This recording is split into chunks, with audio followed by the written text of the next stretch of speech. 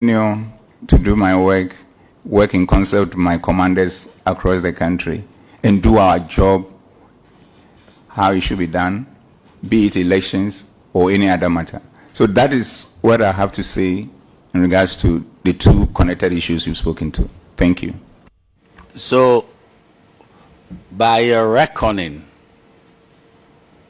what is it about you that people pass a vote of confidence like this? That if we are there, MPP cannot break the 8. And if we are not there, then it becomes an opportunity to break the 8. What is informing this vote of confidence in you? And what is significant is that there's a lot of intelligence you have that I don't know.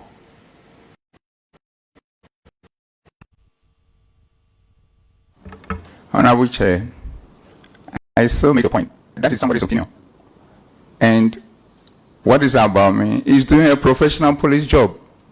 And then that's nothing more than that. Grateful to you. Now, I yield space to the other members to ask questions, and we note what the IGP will say. So, the vice was, I thought you had a residual power when they finished. No. These are preliminary matters. Okay. Oh. Yes. Issue of preliminary matters where people will speak. Yes. Let me. These are privileges. Yes. Come on. Okay. Please. So These are privileges reserved for leadership. Then continue. Yes. So, Honorable Patrick Boama, do you want to deny the fact that leadership is entitled to certain privileges that you are not entitled to enjoy? So let me take the floor. Inspector General of Police, you've heard this contradiction. Leadership have privileges, you know. You heard that? And he's saying that he wants to call for a division. He said that. You see how people can contradict themselves, you know. Okay, so Vice is going to probably sort of do a follow-up to some of the issues I raised, but he will have his turn. So, Vice, do you have a lot of questions on the follow-ups before you have your turn? Oh, there are not too many questions. Okay, then. Yes. But just to place on record that this statement that the Honorable Boa read, which culminated in the institution of these proceedings, simply recalled, what he had heard from the leaked audio. And so they are not words. The words contained in this statement are not words that Honorable Boa generated, or they are not a figment of his imagination. They flow directly from the leaked audio. So the talk about breaking the 8, etc., are not his words. Just to place that on record. But the General of Police, you see,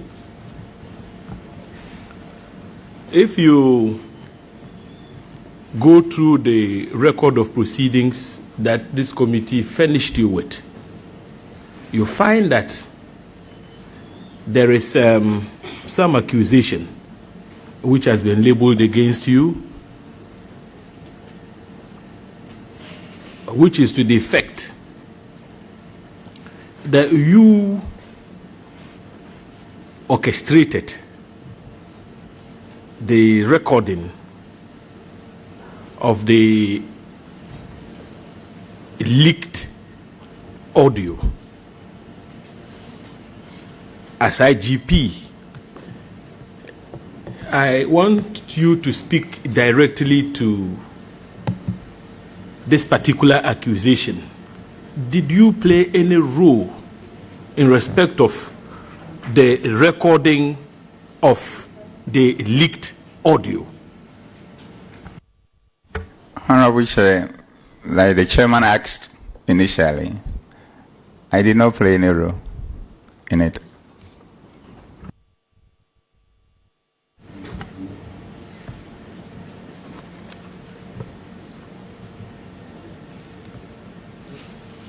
Now, IGP, you also read through the proceedings and you would find that in it,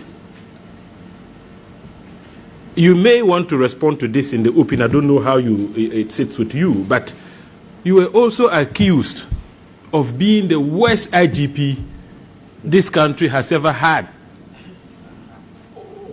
How did you receive the accusation, and what is your reaction?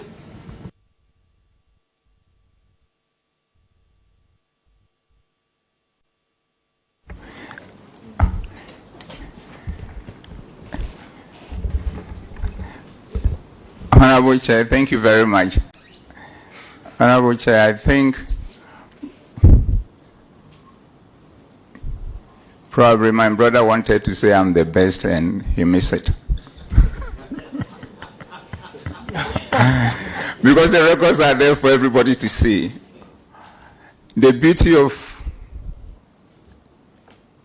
mankind is that everybody has an opinion and he can express it in any form of shape. But that has not changed the facts. And this is the point, Honorable Chair. Since my colleagues and I and the rest of the commands across the country had opportunity, by the grace of God and with the honor done me by His Excellency the President Nana Addo Dankwa Akufo-Addo, we committed ourselves to transforming the organization to become the best institution in the country and a reference point for Africa and beyond in a teamwork fashion based on Genesis 1:26. So even granted that I'm the worst, then all of us collectively are the worst, including probably my brother who was serving in that capacity as member of the team that I lead. So I think it was a slip of tongue on his part. But let me speak to the issue. This is what it is.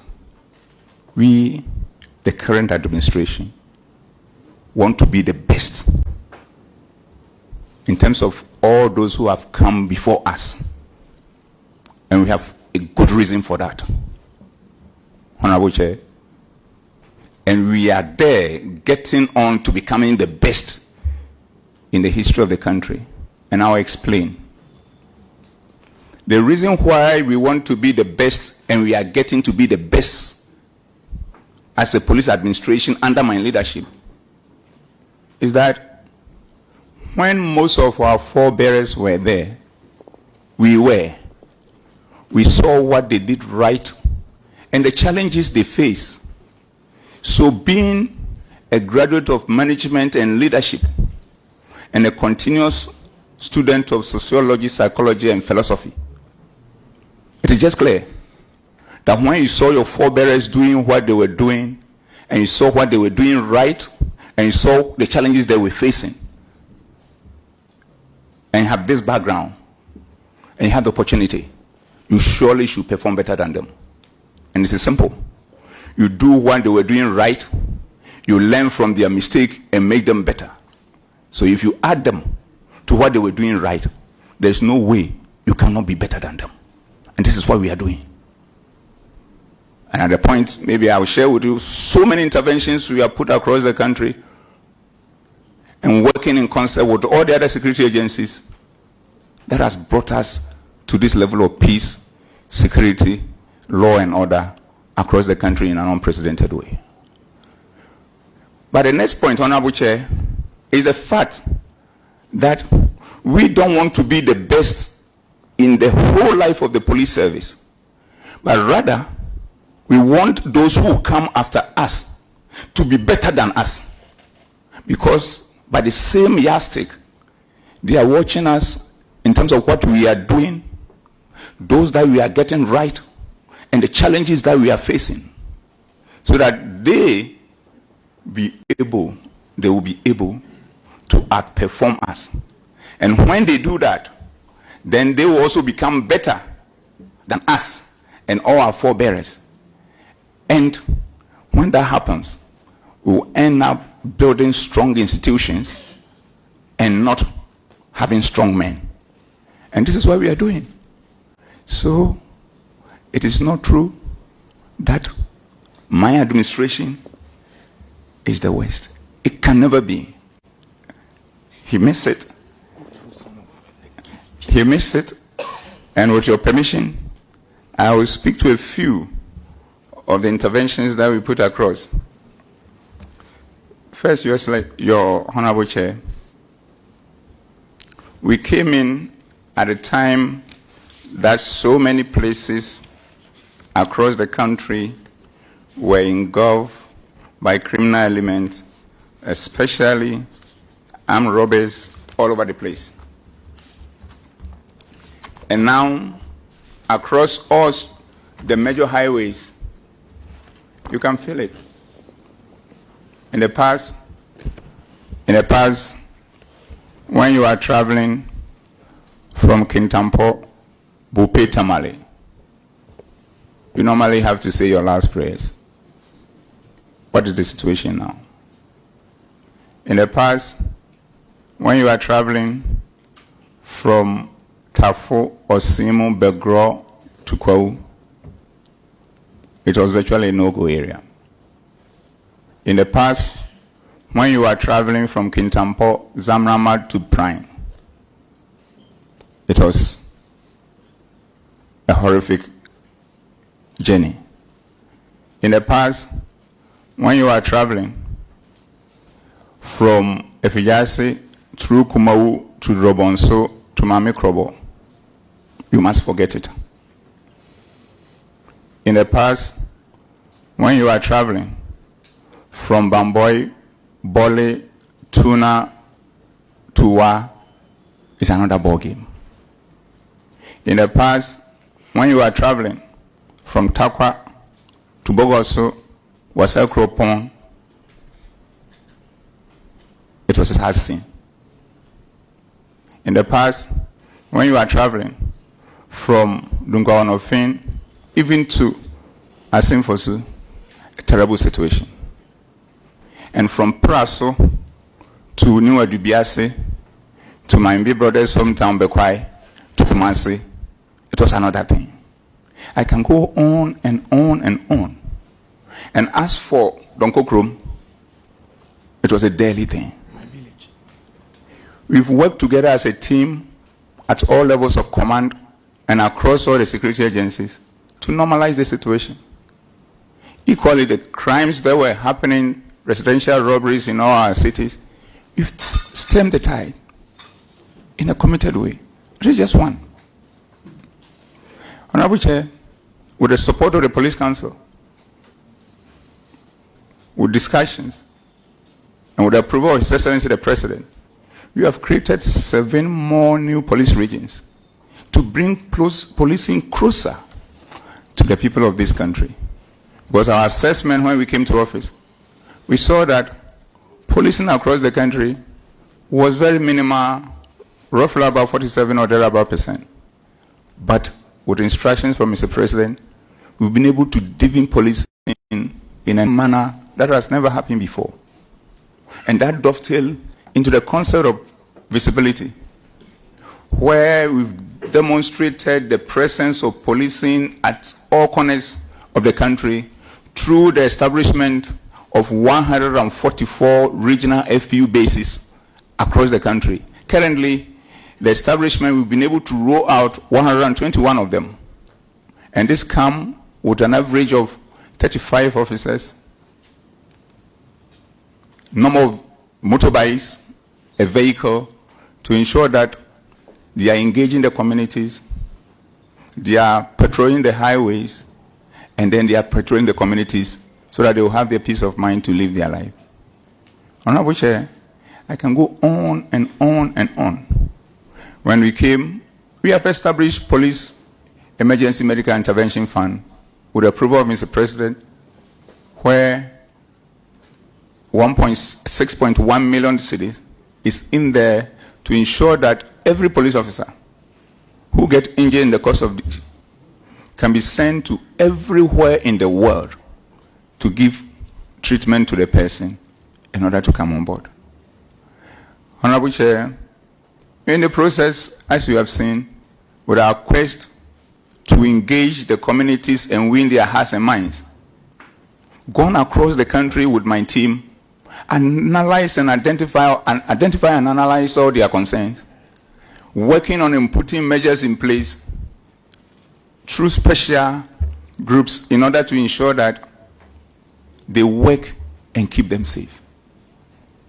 Honorable Chair, we have also worked on the issue of decentralizing so many things that were centralized at the headquarters. The welfare department, counseling department, intelligence unit, processing of certain things, including criminal checks. So we are on the quest of ensuring that at the end of the day, we leave the organization better than we come to find it. So all these interventions, almost about 45 or thereabout of them, and putting it together, working with the other security agencies, that is what has brought us far in terms of the type of internal security that we enjoy. So would anybody coming to say that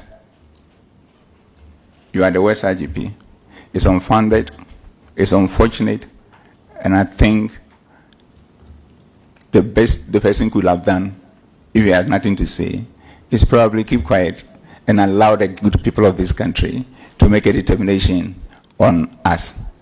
And Honorable Chair, the final point on this matter is that it is not about Dampare, it's about the police administration. It is not about Dampare, it's about the police administration. The police is not a sole proprietorship. It is an institution with governance and management structures. Dampare is just one of the officers involved in the governance and the management structure. So that is what it is. And we work in concept and make sure that all decisions that we need to take, we take it as a group. And when it needs the attention of the police council, we get that as well.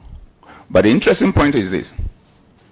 As my colleagues will bear us out, or will bear me out, all these decisions, where it matters, we even send it to the the regions, the districts, the divisions, and the stations for them to hold meetings and get their inputs involved. And that's the level of teamwork that we brought to bear on the work that we do. So it isn't about Dampare. It is about an institution that we have decided to work together, because nobody put a rope on our neck to join the service, and at the end of the day, the service doesn't belong to me, it doesn't belong to any individual. But once we are there to earn our daily bread in service of the people, we have to find a way of working together. And that is what I have done since I came, and my colleagues are the best witnesses for that. I thank you. IGP, so let me place on record that the police service is not on trial here. And so, like counsel pointed out much earlier, we have some terms of reference that guides us in, the conduct of this exercise. Now, you spoke at length about we in the collective. It's not about Dampare, it's about the police administration. So you believe in teamwork. Is that correct, sir? Honorable Chair, that is more than correct. Now, the witnesses before you have told this committee that under your watch, the Police Management Board, also known as POMAB, has become dysfunctional. Dysfunctional in the sense that it has become a one-man show. In other words, the IGP does not consult members of POMAP for purposes of reporting to the council. Please, what's your reaction to this? Honorable Chair, that is falsehood. And like I've demonstrated to you, and you also refer from my speech, and look at it, you called me and only me to appear. All of them, including some of them who were on sick leave, said, what is happening? I will suspend my sick leave and come. Because since you assumed office, you've told us that we are a chain, and the time we break, anytime it breaks, is because somebody is retiring. We took that part out and connect the chain again.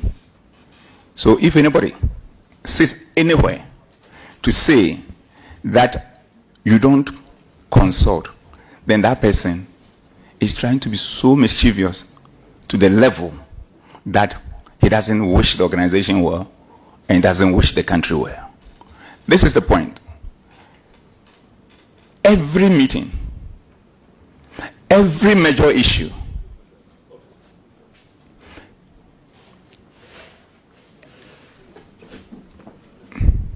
Inspector General of Police. yes, One dimension of this interrogation, which we inform our recommendations, is about matters concerning the setup that you had. So please, you interrogate these matters critically in camera. So if you can veer off all the challenges of the service, the people who protect us should not air their challenges, because people should build confidence in the setup. So I'll crave your kind indulgence that in some of these areas of police and what you might be going through and unity and disunity will be better addressed in camera. Yes. Honorable Chair, I am answering a question about what is out there in the public. The person is saying that I don't do what I'm supposed to do with the team. Yes. And I'm answering to it, and the witnesses to the question is out here, is in here with us. And I need to speak to it so that the public, which has been misinformed, is re-informed with the truth. You've done that sufficiently. And I have to end it and nail it. Honorable Chair, Yes. I have to end it and nail it. Other than that, at the end of the day, if there is snake you are killing, as our forefathers have told us, you must make sure that it is really dead. So the head need to be cut off. So permit me to complete the cutting off of the head. Thank you. A lot of cutting off of the head will be done in camera. Honorable Chair, I'm cutting off the head that is in public. So, the point is simple. It is a lie, and it should not be tolerated. Because my colleagues are here. They know, and I'm saying three things, and I'll end on that. That every time there is any issue anywhere across the country that is of national importance, beyond the normal meetings we have all the time, at times thrice in a week, with some of them saying that, George, is too much because at times we just enter the office and you call us again on a matter. Beyond that, every single one, we have meetings on them. And all the ministers are there. And beyond that, we have the meetings, even including odd hours, in the night, and at times Saturdays, Sundays, because the matters of policing, the matters of security has arisen, and we can't wait, because if you wait, the situation will get out of hand. And this is what we've been doing. And when 95 to 96% of the time, I give room for errors because nobody is perfect, and I'm not.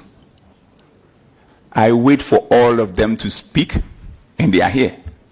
And after that, they call me magnetic mind. I would then summarize all the position of each one of them, itemize them, and at times I ask them, how many should we have? How many itemization do you think I'm going to have based on this meeting that we've had? And some of them, today we are tired, give us only 10. We are tired, give us 15, or go 8 or out. So at times we have the meeting discussions, and it's like, George, are you doing Ghana movie? Are you going to do part 1, 2, and 3 in this summary? That is the way we do things. And honorable thing, the second thing is to do with the fact that we consider ourselves as civil servant, and every servant has a master, and the masters of we, the police officers, are the public, even including a week-year-old child. That if something is happening to that week-year-old child, we go to his aid or her aid, because that old-year child is our master and we are the servant. And because I head the organization, I call myself the chief servant, and my colleagues are here. They know it. And being the chief servant, it means to mean that I'm the least among them, even though I lead them. And this is how I demonstrate them. One, anytime we are moving outside, all of them goes, and I'm the last car to move. When we get to the destination, because of the teamwork spirit that we have, which was also demonstrated here when we arrived, we all alight, line up in succession in command position, and we greet each other, and then we walk to where we're supposed to go to.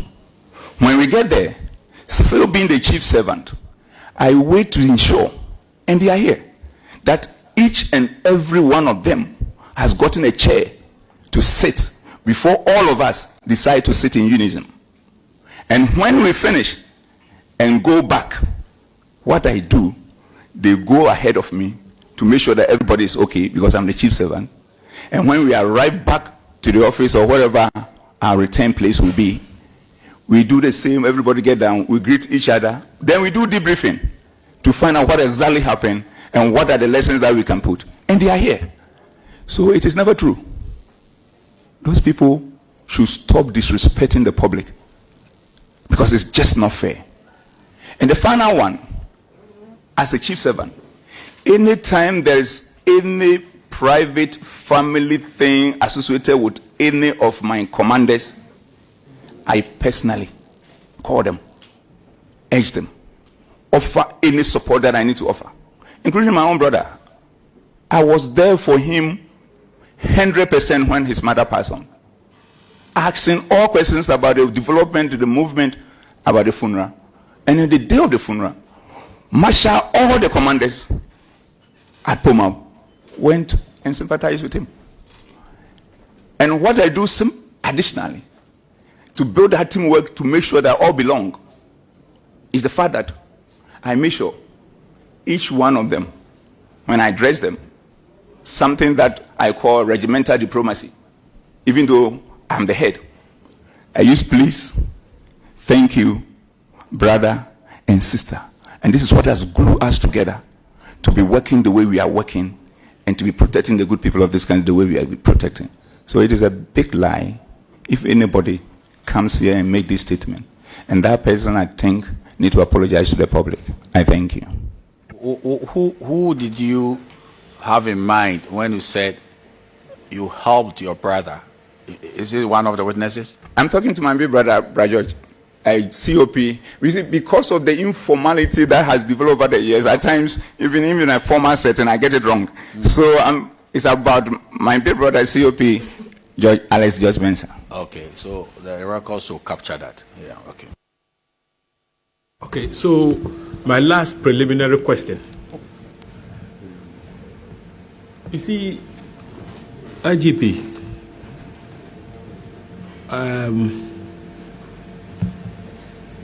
one other thing which has been said about you is that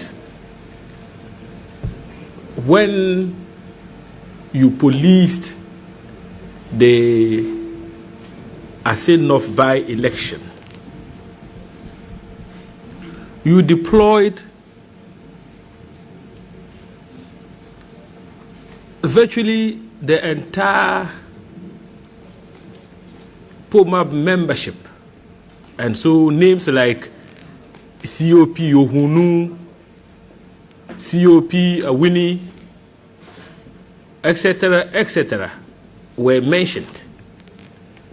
And the conclusion drawn is that those deployments were inimical to the electoral fortunes of the MPP in the Asin North by-election. Sir, what is your reaction to this in terms of deployments? I mean, it's something that you may, in your estimation, you are the IGP, if you think that if you share with us, it might compromise, you know what I'm talking about. You can decline to answer and then do that when we go in camera. But what is your reaction to this? Honorable Chair, my answer will have no security implications. It's a very simple thing, and I've said it time with that number. So my views and the views of my team and the commanders across the country are out there in the public already. But let me record it by way of summary. The first point is this. When my colleagues and I took over, we realized that anytime there's election, we were too late to operationalize our security arrangement and go about setting of National Election Security Task Force and all that. So close to the election. So there are always issues. So we committed ourselves to mainstreaming election security in all our police operations. So the first thing we did was to establish what we call Police Election Security Secretariat to be involved and streamline election security across the police, so that when one election ends, the policing of the next election begins immediately. So this has been the template that my colleagues and I have been using in handling all subsequent elections since I assumed office. And we've done that for the internal elections of all the political parties, and we have also used the same blueprint to handle all by-elections. But this is the fundamental point. In the past, realize that all by-elections, from Talensi through Chiriponi to Atiwa to Ayawaso and other places, normally do turn violent. So we decided as a team to interrogate the issue and find out what is causing it. And realized that we're making a mistake from the security point of view. Because when the political parties are treating that by-election as a national election in a single constituency, we were treating it as a local election and then relaxing on the security and leaving it in the hands of the local policing authority. Whilst we have everybody in Ghana at that location taking playing one part or the other in that elections.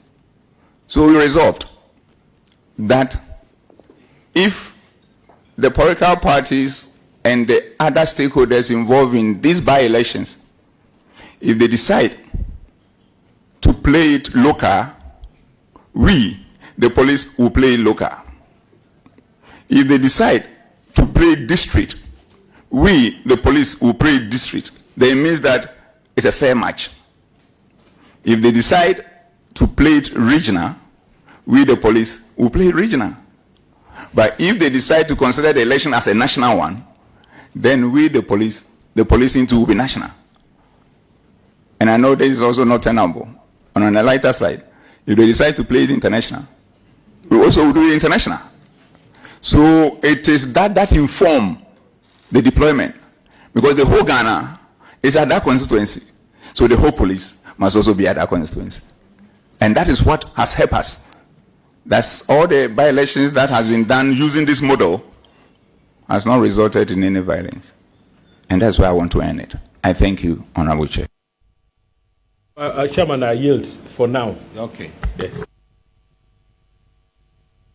Honorable AGYEKUMWAA, if you can commence your interrogations. Chairman, I believe these are preliminary matters. Yes. Not going into... No, not going into serious adduction of evidence here. Very well.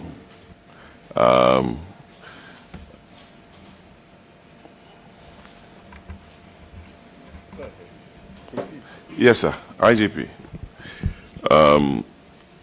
You know Chief Bugri Nabu personally?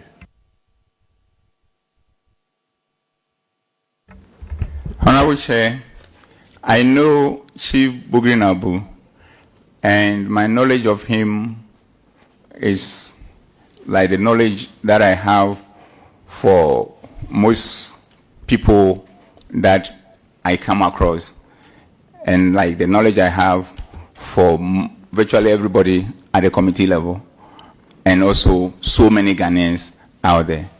Thank you. Does he visit your office? Honorable Chair, not that I'm aware.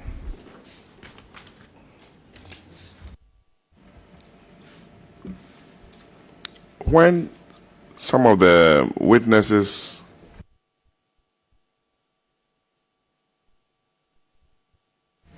Inspector General of Police, when he asked you this question, that does he visit your office, you said not that you are aware of. Is there any recording that, for instance, Atachia came to the IGP's office, and even if when we are not there, somebody will tell you that in your absence, so and so came to your office? Honorable Chair, I have my ADC who let me know if anybody is in my office. But the aspect of recording and everything is done at the reception area. If somebody came to where you are as the IGP, you'll be informed that Atachian was here. Yes, Honorable Chair.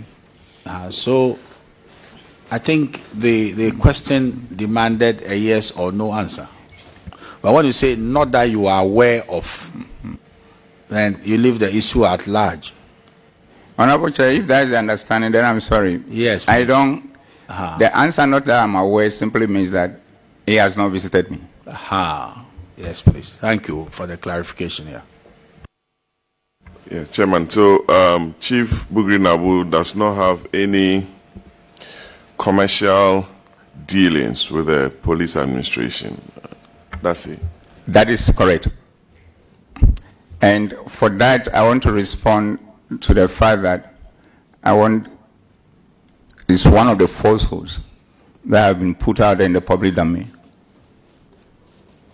He has no dealings, and I hear some contract, nothing.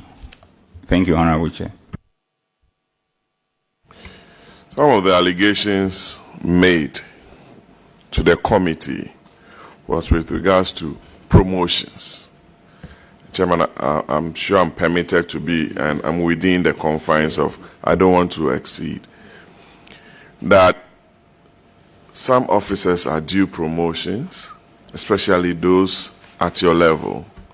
I know some have to go to the police council for recommendations and approval. What is the situation with regards to promotions? Are there any hold-ups with regards to promotion of certain junior officers within the service? Honorable Chair, there is no hold-up of promotion of any junior officer in the whole police service. Even as we speak, the structure has been that any junior officer who is 4 years are sent to training and they are promoted. And we are waiting to have all of them promoted. Those who are due, the next set of junior officers who are due for promotion, who are now, we have worked on in trying to rebuild their capacity, send them to Achremartin in the eastern region to reshape and recalibrate them, are currently there, and we are rolling out these and making sure that they are promoted in December. And we've arranged it in such a way that it becomes like something like a Christmas stuff. So nobody in the service at the junior rank that you are saying, whose promotion is being heard. So that is another set of concocted story that is being put out there for mischievous reasons. What about those senior officers whose promotions have to be sent from management to council? Honorable Chair, every one of them, with the exception of a few, have been sent. And the few who have been sent, the few who are there, is based on the fact that beyond the number of years that you have been in the position, there is other factors. And I'm told a few is about 7 or 8 or 9 other factors that come into it. And those other factors include competence, include vacancy, include integrity, including all other factors. And when this, beyond that, it becomes the preserve of the police council. And from that level, who make recommendations to His Excellency Mr. President, and for that to be effected. So as it stands, everybody who's supposed to be promoted based on the junior rank has been done. Everybody who's supposed to be promoted based on the senior rank has been done. And that is where we are. Thank you, Honorable Chair. So the grumbling officers, senior officers, says promotion, that has not taken effect. It's not from POMAC, but from the Police Council. Your Excellency, Honorable Chair, that is the position because they are the people to promote. And more importantly, recently a meeting was held and some consideration has been done. But the most important thing is that everybody who's supposed to be promoted in line with our policies are being promoted. But the point that has to be made is that it's not a question about how many years we have been at the place. We will have all loved to be promoted as soon as we have 4 years and thereabout. Vacancy, competence is another thing factor into it. I myself, at a point, I was on my rank for 6 years. And I didn't complain because I understand. Is that a practice that you can be at your rank for 6 years? Because we have your promotions here. And that I can tell the committee that between 97 and 2003, that's about 6 years, you're also a subtenant. But it's also on record that from ASP in 1996 to DSP, I don't have the date here, but to superintendent was just about 2 years or less than that.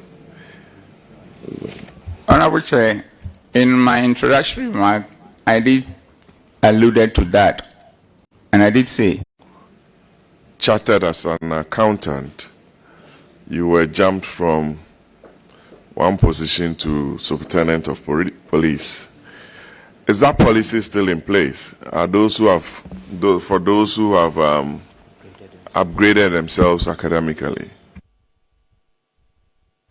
Honorable Chair, that policy, as far as I'm concerned, with the passage of Constitutional Instrument CI 76 2012, that policy, from my reading of that CI 76 2012, is no more in operation.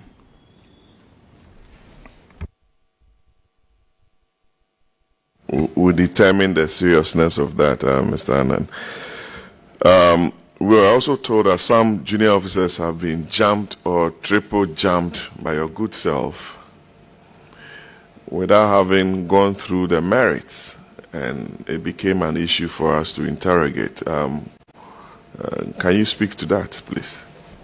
Honorable Chair, the important thing is that these promotions, which is in line with our regulations in terms of special recommendation, nobody has been jumped 3 times. But the most important thing is this. These are matters that are discussed by police council and approved.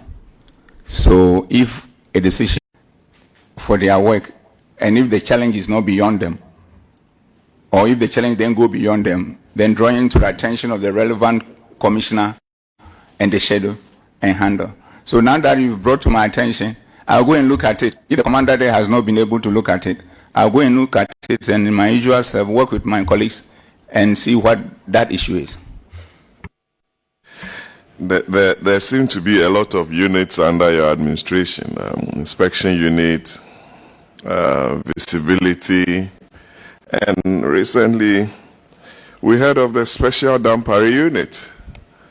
Do you have any special Dampare unit for purposes of special operations who are untouchable, who don't report to anybody and to the Inspector General of Police? And we are told some of them have beard, some wear earrings, and not properly attired, and a lot more. Is there any unit within the service like that? Honorable Chair, first of all, there is no unit called Special Dampare Unit.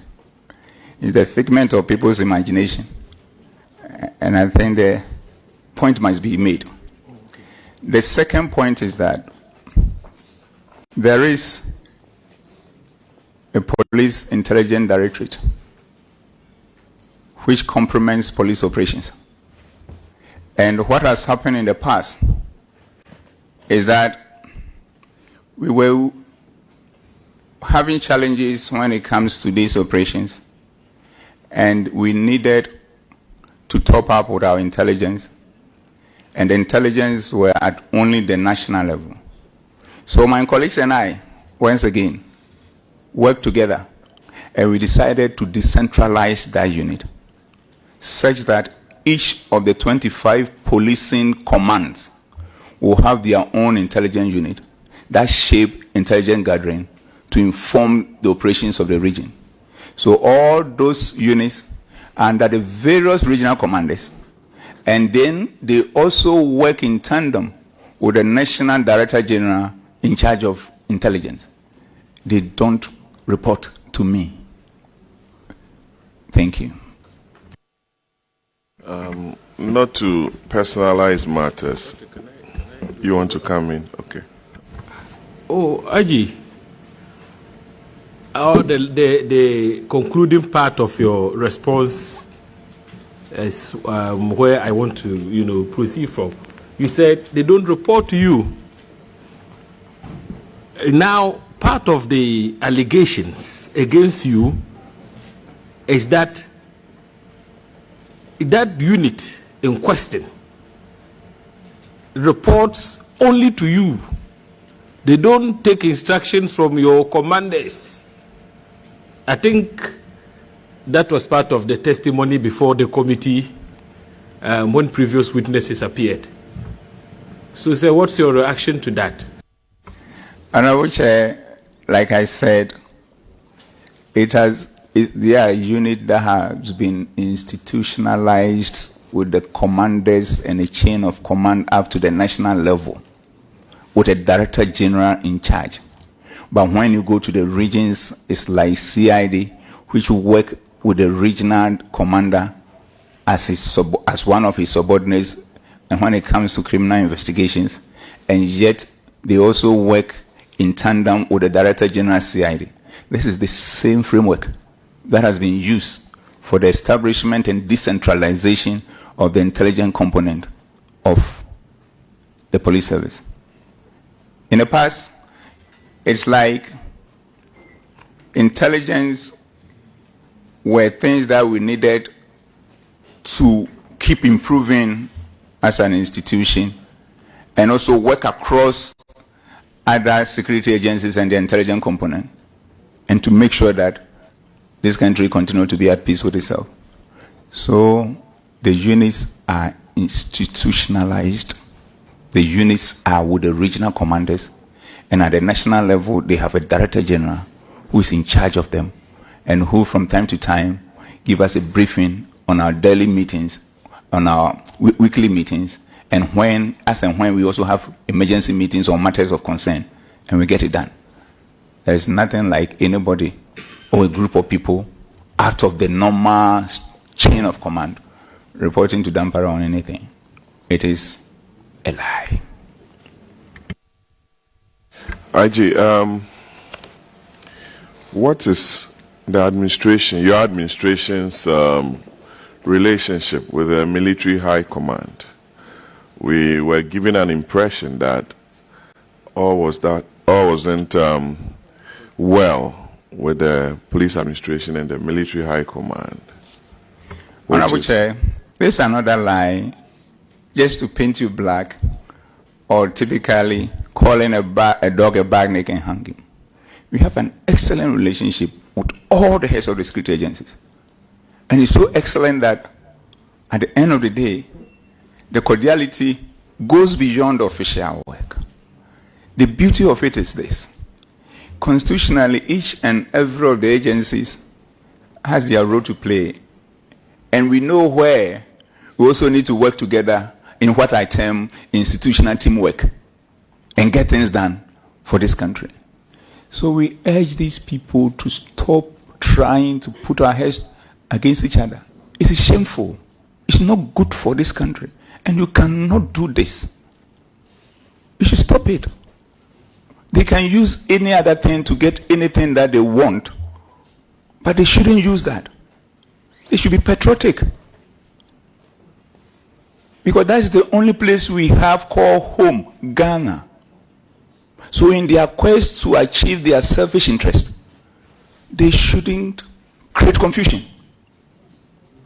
So Honorable Chair, that is what it is. And I know that's how it sits. We'll continue to work together as various security agencies, helping each other in the interest of the country, for Ghana, our beloved country, to continue to be at peace with itself. I thank you. I can see that your lawyer is nodding. I don't know what this is intended for. Yes. Mr. Chairman, when he said Ghana, our beloved country, I remembered the conclusion from Kwame Nkrumah, it's free forever.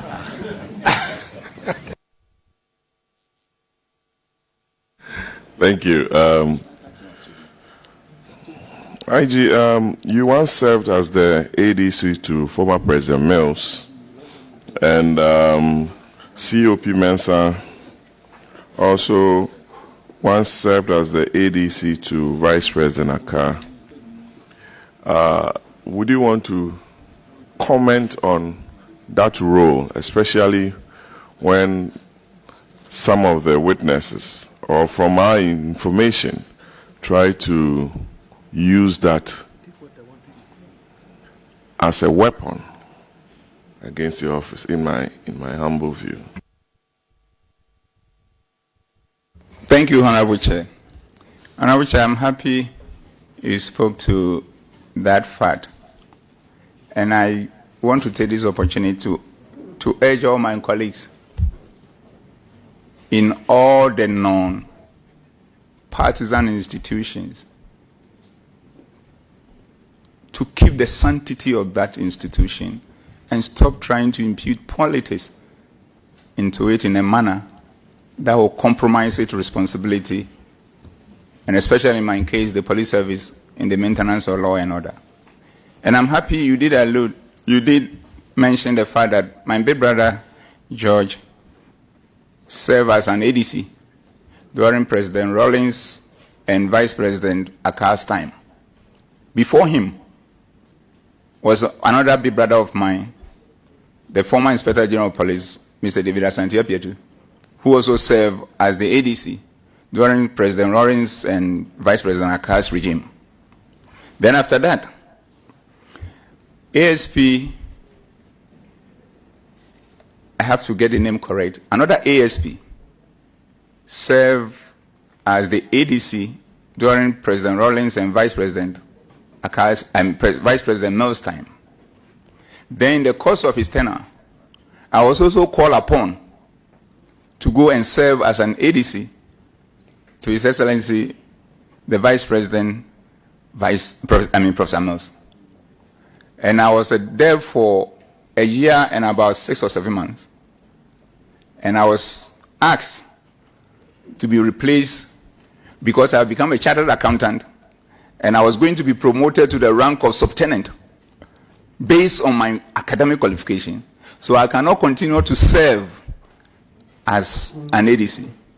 So I was replaced by, that time, I'm not sure whether he was an ASP or DSP, and may his soul rest in peace, another brother of mine, Frank Kofi. So from there, all the other regimes, we have had police officers by our arrangement serving as ADC to Vice President. And you will be there, you will be called, it's a call to duty, you can't stop it. But beyond that, after serving as an ADC to Professor Mills, which was somewhere, I need to call it 2007 and 2008, thereabout, and I stand to be corrected on that. Came back to be the deputy auditor, went to UN mission, returned from the UN mission, went for further studies, returned from further studies, and came to serve as Special Assistant to Honorable Dampare when he was the Minister for the Interior. When my father, Honorable Dampare, was moved to Ministry of Defense, another father of mine, Honorable Kwamna Battles, came in to serve as the minister, and he maintained me as a special assistant.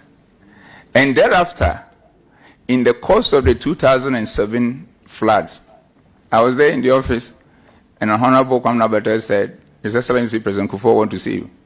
I went, I was ushered in to the office of Dr. Mr. Chirin Hesse, now the Chancellor of University of Ghana. And the idea was that the President Kufuor has found it fit to appoint me as the national coordinator for the management of the disaster. And that is how I have served Ghana outside my policing career. I thank you. Behind you are members of POMAC, I'm sure. Members of POMAC are seated behind you. I believe so. Yes, sir. So that notion of you running a one-man show, because we're told that you are running a one-man show, it's all about Dampare. Dampare. You are not involving POMAC.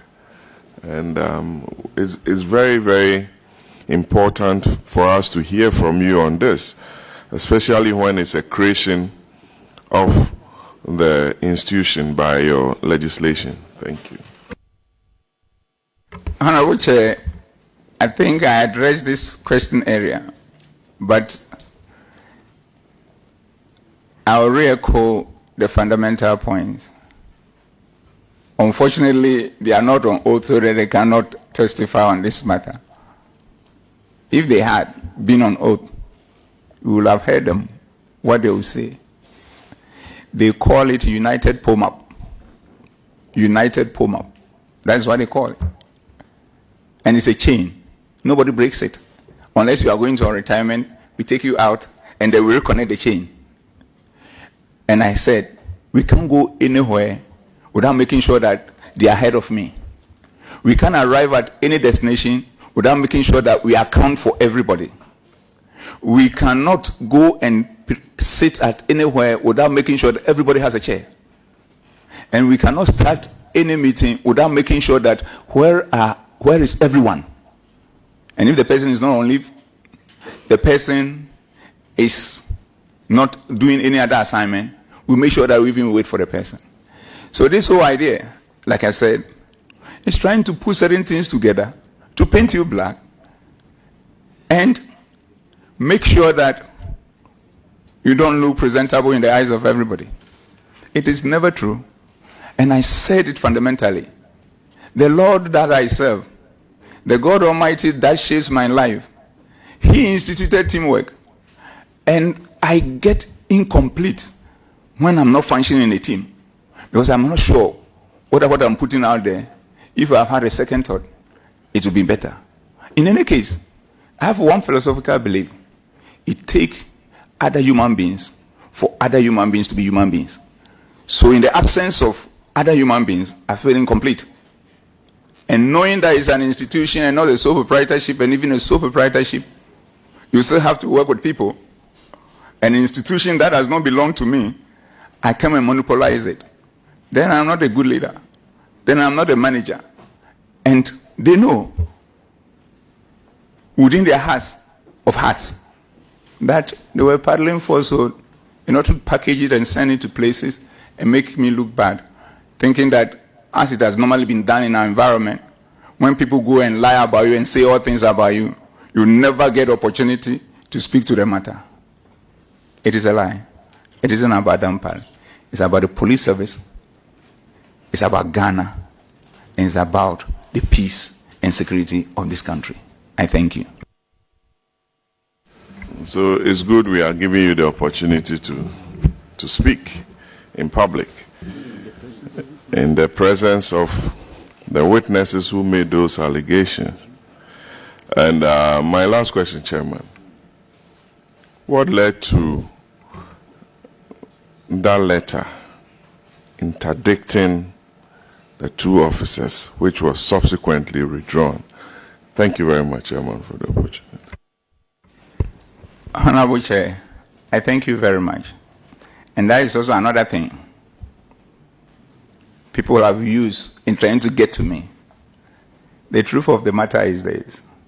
When all these things happen, whilst we are focused on ensuring that we work together as a team across the country and also across all the other security agencies to continue to maintain peace and security for our beloved country, then you get to a point and these things happen. And you feel pain that your own brothers can go and do this against you. But you forgive because such is nature. And the more you forgive, the more you become stronger and preserve your health. So I moved on. But I said that whatever is going on, I recuse myself from the process. So I was not part of whatever decision that was taken to interdict or de-interdict anyone. It is a matter that was considered at the police council, and they handled it in my absence. And anytime any issue about this particular incident is discussed anywhere within the police leadership, they feel my absence, because I think and I believe that is the right thing to do. And that is what happened. I am not involved in interdiction and the interdiction of anyone. I thank you. Yes, I can observe that Siopi Mensah, the lawyer you brought, he's not said one word, but he's been drinking a lot of water, you know. My colleague, I've been observing you are drinking water. What's the matter? And even as a chairman, you see my water, I have not drank any water. Mr. Chairman, you said you will not talk.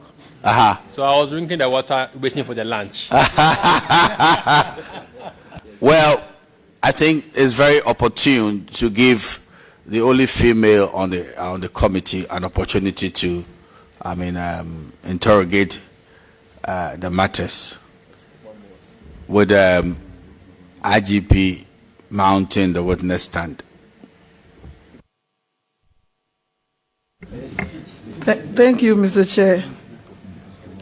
Chair, I think most of my questions has been exhausted by Honorable Patrick Boama, but I have one or two for my big brother and my boss as well. Okay. Thank you, Mom. You have only two questions. The younger man who is the vice chairman, is telling me that for health considerations, we should take about maybe 5 minutes break so that people can stretch their legs, and those who use the washroom will do so. So, because of common humanity, I'm compelled to have the proceedings suspended for maybe 7 minutes. If you want to use the washroom, do so. If you want to stretch your legs a bit, and then we'll come back. You see people have stepped out. Yes. Yeah, you could see that some of your officers have stepped out, which means it's right for once, you know. Oh, you cannot prophesy that out.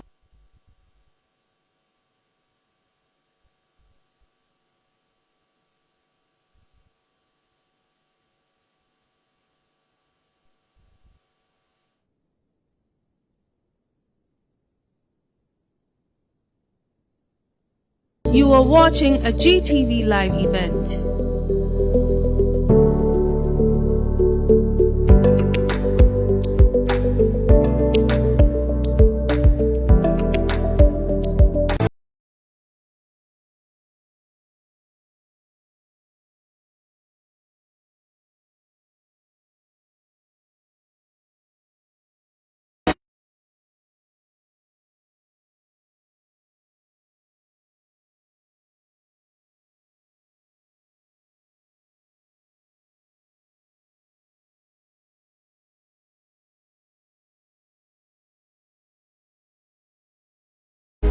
In a world where reckless driving is rampant, one TV show dares to capture it all.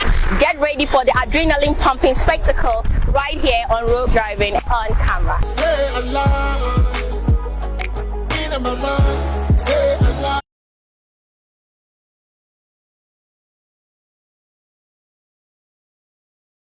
To the WhatsApp number 0506 771 771. As we confront the dangers head-on and fight for safer roads. Together, we can expose reckless drivers and cause a change in their reckless ways.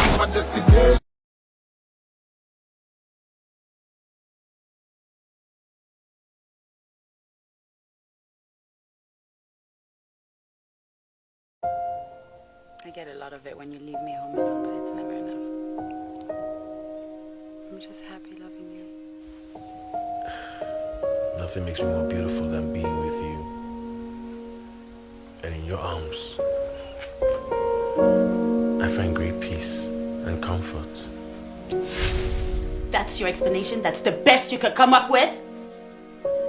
Wow. Short and precise.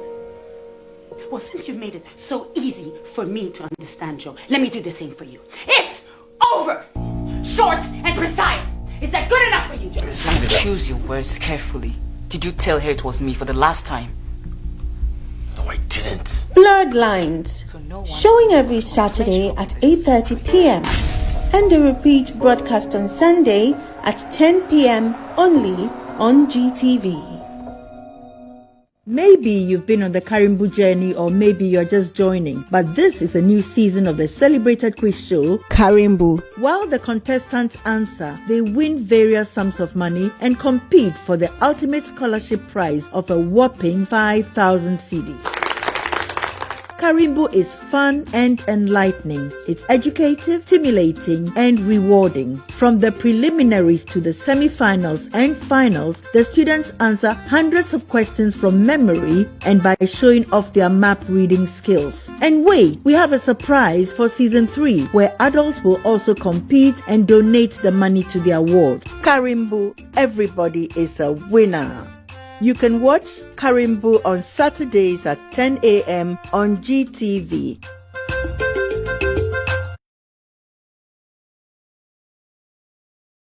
Ted Spear, pastor of the Fundamental Baptist Church International in Kumasi, Ghana. I'd like to welcome you to join us here on GTV every Saturday morning from 6:30 to 7 a.m. Please join us as we discuss the scriptures each and every Saturday morning. God bless you. Kings and nations tremble.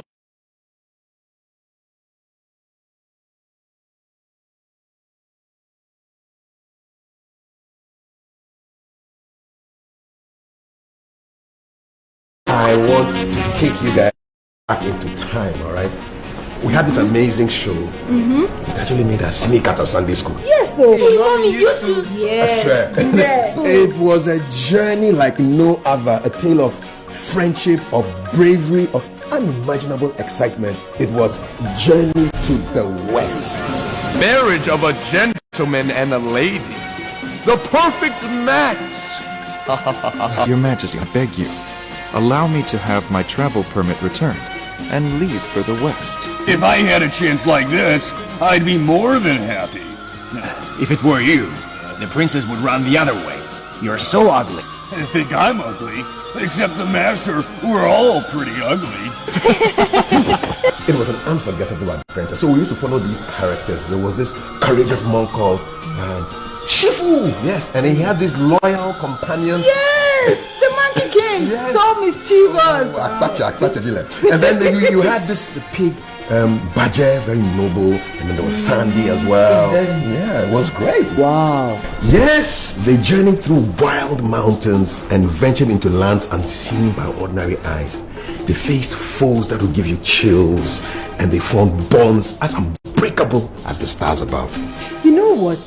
Those were not just entertaining stories. They also taught us about strength and courage. Really, Mommy? Yes, my love. Daddy, it sounds amazing. Tell us more. Sure, you know, Journey to the West isn't just a TV series. It's a journey of self-discovery, a lesson in humility, and a celebration of the power of unity. It's also a treasure trove of Chinese culture and mythology brought to life with heartwarming storytelling and stunning visuals that captivated us when we were your age. Wow. Are you ready to embark on this enchanting journey together? Yes, Daddy. Count me in, guys. Rediscover the magic of Journey to the West, where adventure and nostalgia blend seamlessly. Join us as we relive a classic tale that has captured hearts for generations. Watch Journey to the West on GTV every Sunday at 3 p.m. Repeat Wednesday 3 p.m. starting 10th September.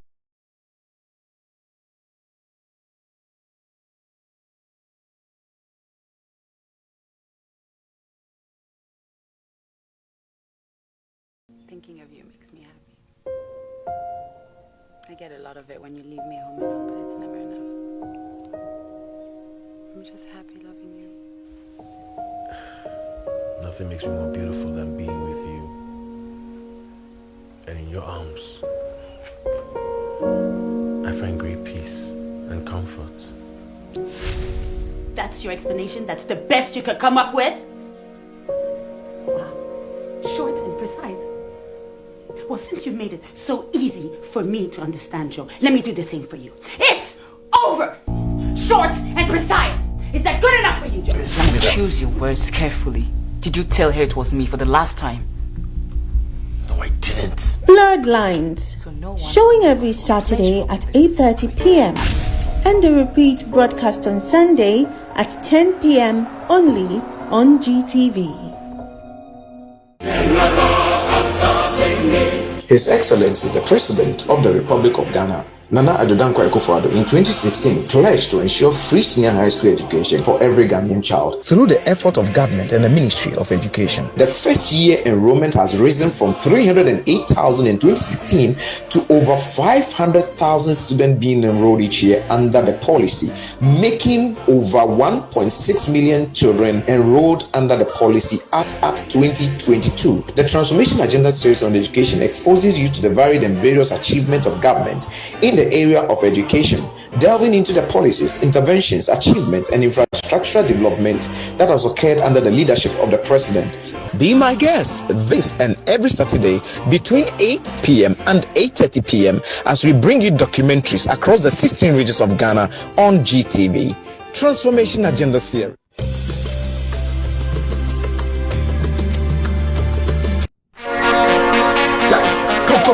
Come.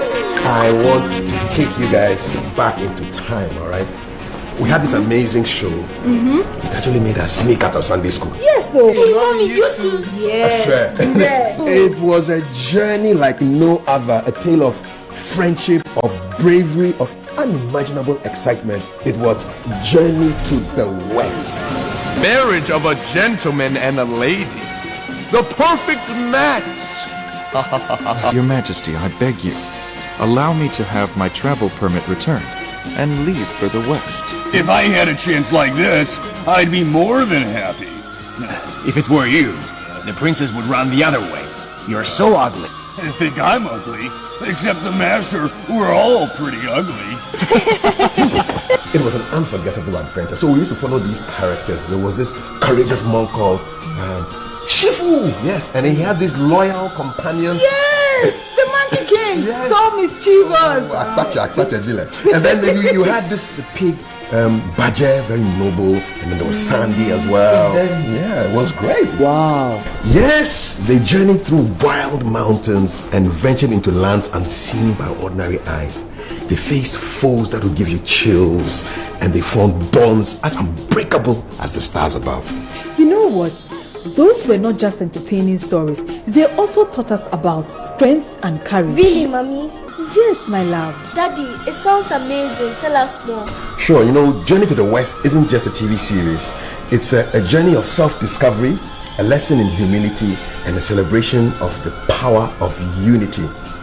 It's also a treasure trove of Chinese culture and mythology brought to life with heartwarming storytelling and stunning visuals that captivated us when we were your age. Wow. Are you ready to embark on this enchanting journey together? Yes, Daddy. Count me in, guys. Rediscover the magic of Journey to the West, where adventure and nostalgia blend seamlessly. Join us as we relive a classic tale that has captured hearts for generations.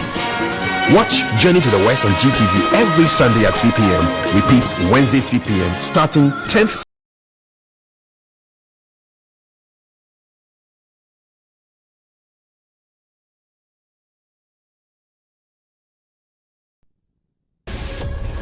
Hello, you're with me, the voice of ability and for persons with disability. United Nations statistics estimate that over 600 million people live with disability globally, and over 400 million people live with disability in Africa. 40% of Africa's population are made up of people living with disability. 10 to 15% of school-age children in Africa live with disability. Ghana's population is over 32 million, and 8% are people living with disability. How does this impact on persons with disability in terms of policy formulation, marriage and family life, education, healthcare, employment, and so on? For those of us in the disability community, discrimination and stigmatization is the root cause of almost every challenge we face. However, success only comes to those who know how to overcome their challenges and not those who know how to avoid challenges. So join me, the voice of ability and for persons with disability, as I navigate my way through the riveting stories, the unbelievable experiences, and the life-transforming journeys of persons with disability on the Helping Hand TV show. Helping Hand TV show airs this and every Saturday at 6 p.m. only on GTV.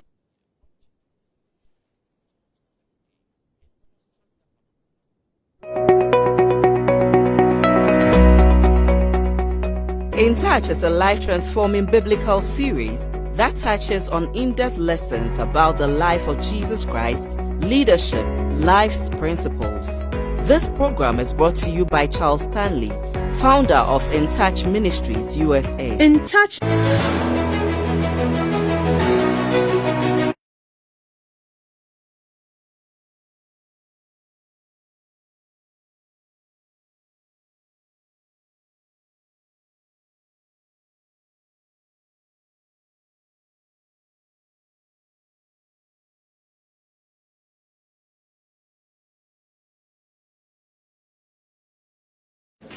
Yes, he's in the service and he's in the legal directory.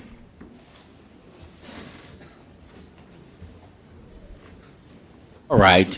So I want to yield space to the only female on the committee to continue with the interrogation of the matters. Thank you, Honorable Chair. Inspector General of Police. Is he?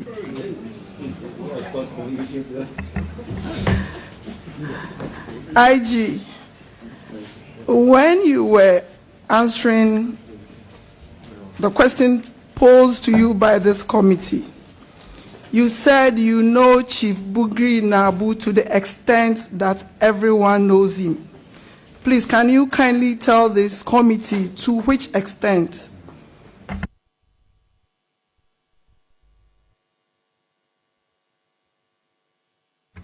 Honorable Chair, I know him a little bit when he was the regional chairperson for the MPP in the Northern region. Beyond that, that knowledge made me and him to be talking once in a while. And when I became IGP, he needed help with his area in terms of the number of police strength, like most people come to me to ask, in a vehicle. That is what it is. Thank you, IG. If that is so, please can you tell this committee whether you've met him one-on-one before? And if that is so, when was the last time you met Chief Bugri Nabu? Thank you. Honorable Chair, I can say I might have met him one or twice to the best of my recollection. And the last time I met him, if by my rough calculation, to be more than 8 months or thereabout.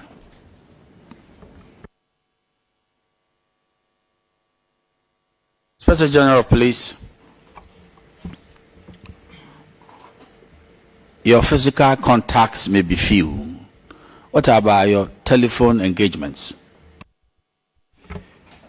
The telephone engagement is along the same line as the physical contact.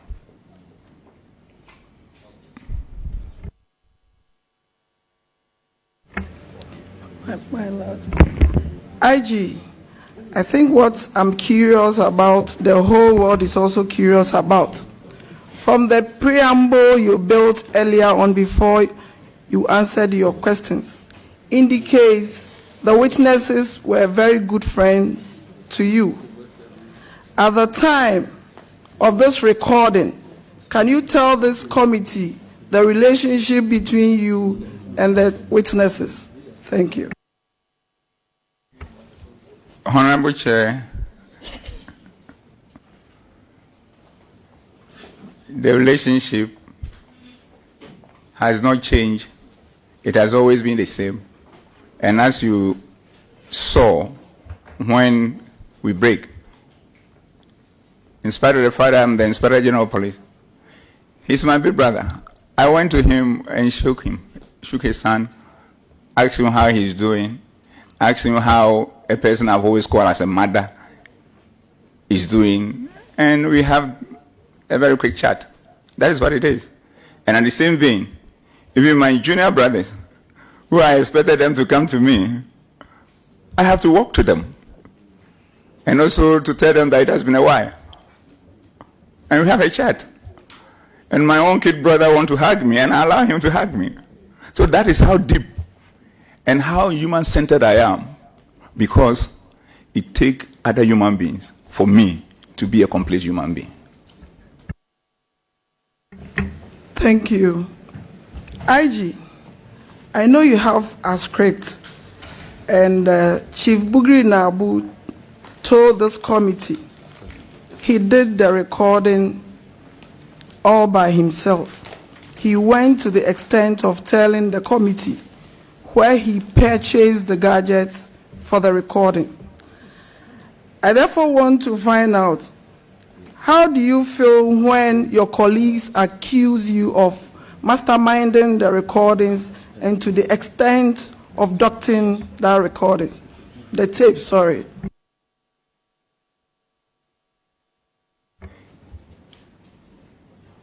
Honorable Chair, as a human being, like all of us, when your own brothers have done what they did, and instead of owning up and taking responsibility and probably apologizing for us to move on, they try to cook baseless allegation and level it and smear it against you. And without a shred of evidence, as I said earlier on, you have been asked to speak to it. I would definitely feel bad. But who am I? There's nothing I can do about it. And if I feel bad, it's to some extent, but as a Christian that I am, forgiveness is a medicine. And that is what I've just eaten. I've drunk.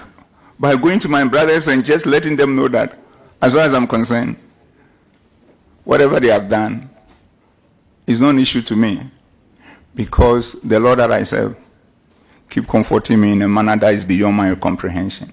So I feel no hatred, pain, or whatever towards them.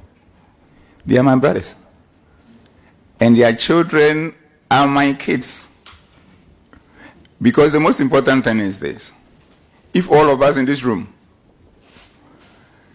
we are left, all of you leave, and it's left with them and I, and something is happening to me, they will be my only hope. So if I'm unable to build bridges with them, probably I will lose my life because they were not there to help me. In the same vein, in spite of all what has happened, if there's anything now and beyond that I think I can do, or they themselves think I can be of help for them, I will not hesitate to do that, because that's the teachings of the Bible. I thank you. Inspector General of Police, I thought your forgiveness will abide the outcome of these investigations, because you don't know the full extent of what they have against you. So why are you forgiving so early? They've not.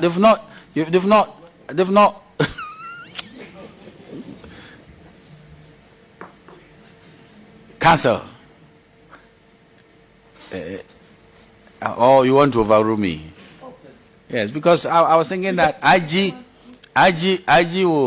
will hold his horses, and then what is going to happen is that when we recline and retire, and the evidence is being unearthed in camera, and then he will determine whether, in the face of what some people will say or will not say, that large heart of forgiveness will continue to work or not. Mr. Chairman. Yes, my Honorable brother. Chairman. I don't want to be the one that always will raise an objection. But as humorous as we want to be, Mr. Chairman, these are your last remarks about the quantum of the missiles that are waiting my client. It's somehow prejudicial. Mr. Chairman, but the way you presented it, that if it's like when somebody says, "Unim the free throw bank, watch it at the check."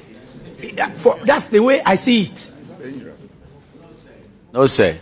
In fact, I cannot predict what any of these individuals will say. I don't know it. It's a fact. That's why I keep telling you that we members of this committee, we don't have malice aforethought. So I wouldn't know. Honorable Chairman. Yes, sir. So far as I am concerned, at least for now, I have everything that they have against us. And this is captured in the invitation letter. So when we get to the other bridge, we will cross it. So you want to now agree with me that the forgiveness level of the IG has come too early? You should, repent, you should repent from dead works. Jesus said 77 times 7. So we have not exhausted the scope. Okay. We are still within the limits of Jesus' prescription. Okay then. So the good lady will continue. But Honorable Chair, before she continues, I want to make the point that this issue of additional evidence against me and all that, I find it very uncomfortable. And the reason is this. We have all the issues and all the tapes here. And at the end of the day, I have been asked to speak to these issues, and I'm speaking to them. So at any point, if there's any other thing that comes up, wherever they want to be, I will speak to it. But I feel very uncomfortable when statements are made as if there is some hidden thing somewhere that will be thrown at me for me to regret, and therefore I should suspend my forgiveness to them. The second point, Honorable Chair, is as far as I'm concerned, with the clearness of conscience and with my belief in God, I know there is nothing anywhere against me. And if there is anything like that, then those who have put it together, they should think twice. But whatever it is, I stand by my forgiveness to them, and I will not change, because that is what the Lord God that I serve has made me to understand. I thank you. Yes, I was only poking fun. I didn't intend that under this table there's a bomb that is about to be released against the IGP. And I keep telling my colleague, those who know me, they know me very well. There's nothing hidden.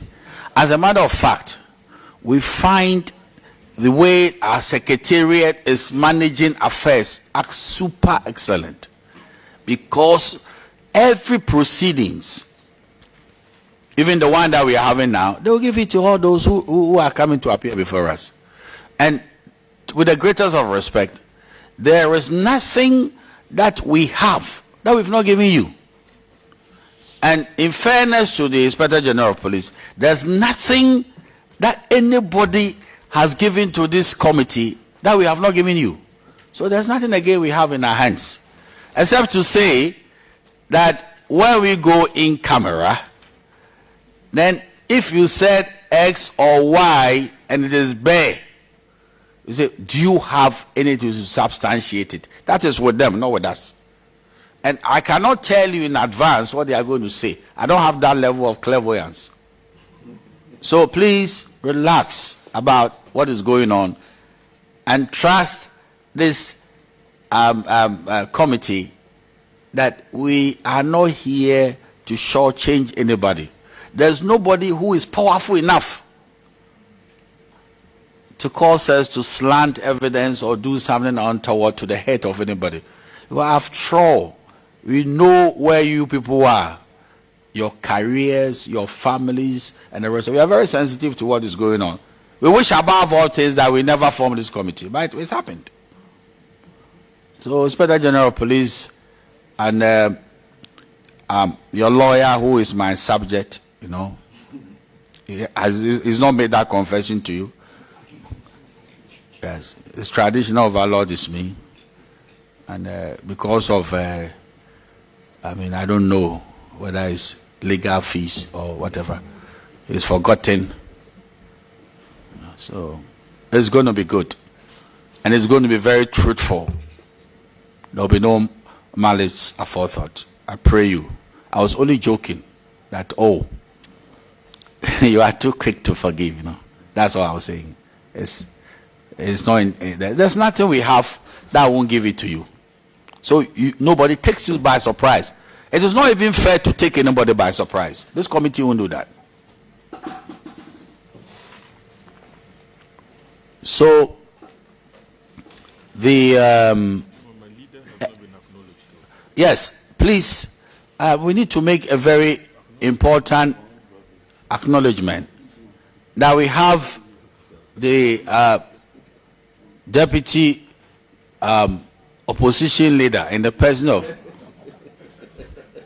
minority leader. Oh, I should use the word minority. Well, okay. We are 50-50. So We went past that word long time ago. Ah. There is nothing like that. I'm a minority, Okay. deputy minority leader. Yeah, okay. We want to welcome in our midst a leader of the House, Honorable Ama Kofi Boa. Yes, a very, very good friend of mine. And he is the gentleman who made the statement, Aji. So take a good look at him now.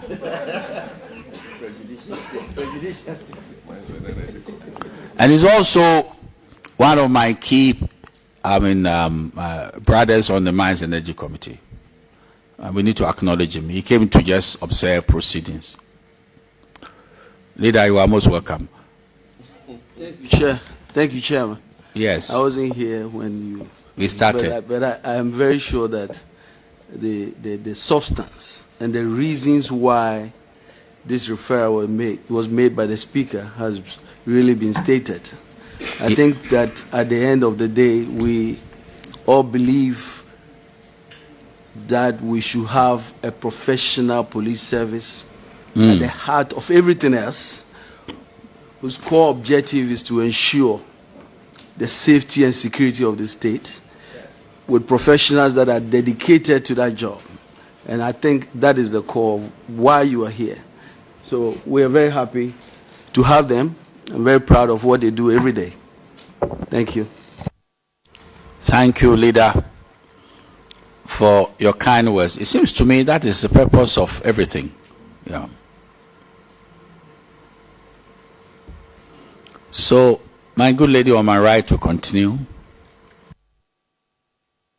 Thank you, Chair. My last question.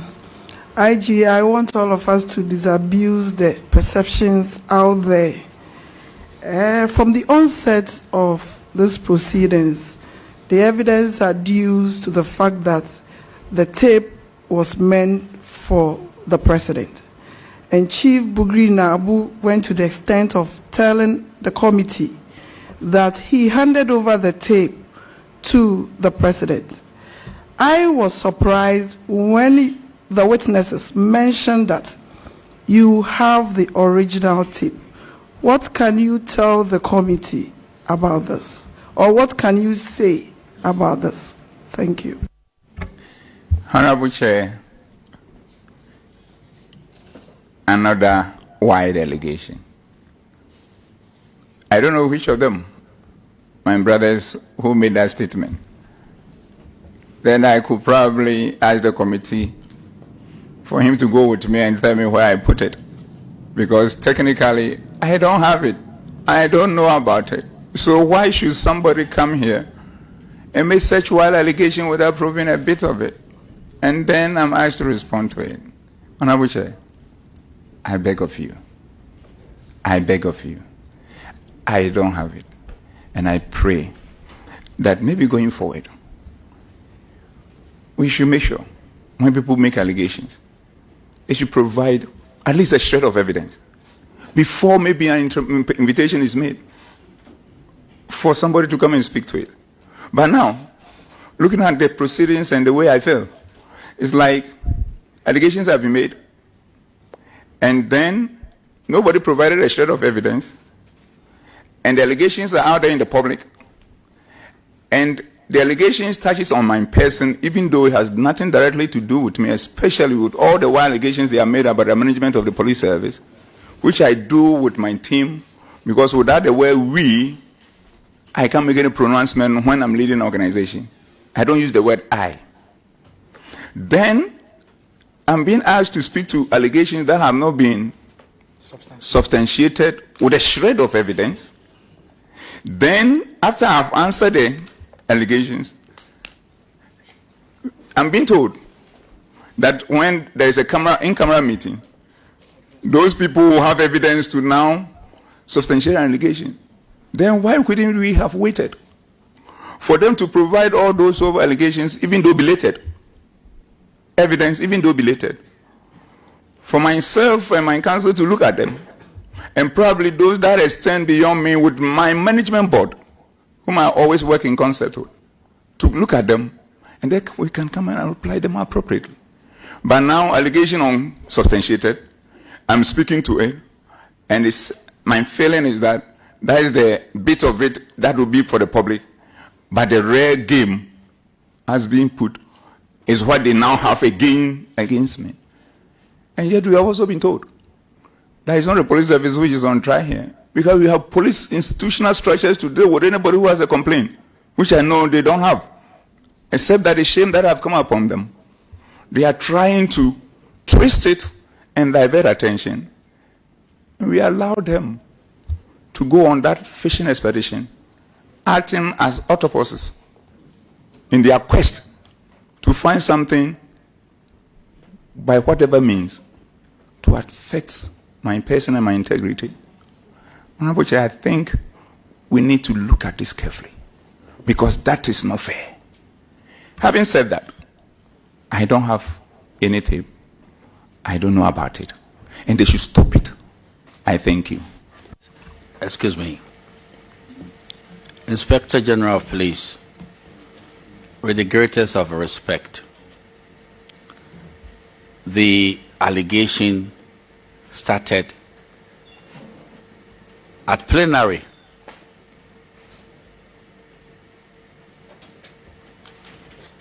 And the Speaker thought it wise that they should delve into the allegations. So we should be careful the manner in which we want to look at what is happening, lest it can even go to say that the Speaker was wrong. The Speaker should have, with the greatest respect, done his own homework very well and even adduce evidence before making the referral. So I crave your indulgence. It might not be palatable, but what I know, and most people know, that the so-called allegations were on the video, on the audio tape. You will call it allegations, fine. And those allegations had penetrated the realm called Ghana. It's gone viral. And some people have spoken to those matters. You are doing the same. If they cannot substantiate what they are saying, you are blessed. That's the end of the matter. But we've also been warned that we should be careful that we don't wash our dirty linen in public. So this is a very, strategic interrogation we are trying to do. Not that we didn't have a sense of doing a good job by saying that bring the substance of the matter first before we start the interrogation. Because what we had to start off with is the basic raw material, which is a video. What are we going to do about it? The audio, I'm sorry. So please, it's a sense of how you say it, but the sense of parliament is different. Because if you are not careful, then you want to even indict the referral from the Speaker. The Speaker is not considering what we call substantive matters. You know, the Speaker is a conveyor belt of allegations. That will be the import if you push your argument too far. But let's leave it. But today, I'm sure everybody in Ghana will see that this committee has been very fair to the IGP. I have to tell you to your face. Because a window of opportunity was given to the IGP to state his position. We've not asked you for evidence, have we? We've not asked you to give us any evidence. They did the same. But the evidence, if any, will be in camera. So we don't know where we've gone wrong in this matter. But I am of the humble view that we'll give the devil his due. If there is no evidence, trust this committee to state it forcibly that the individuals here, they were on a frolic of their own. The whole thing is actuated by malice.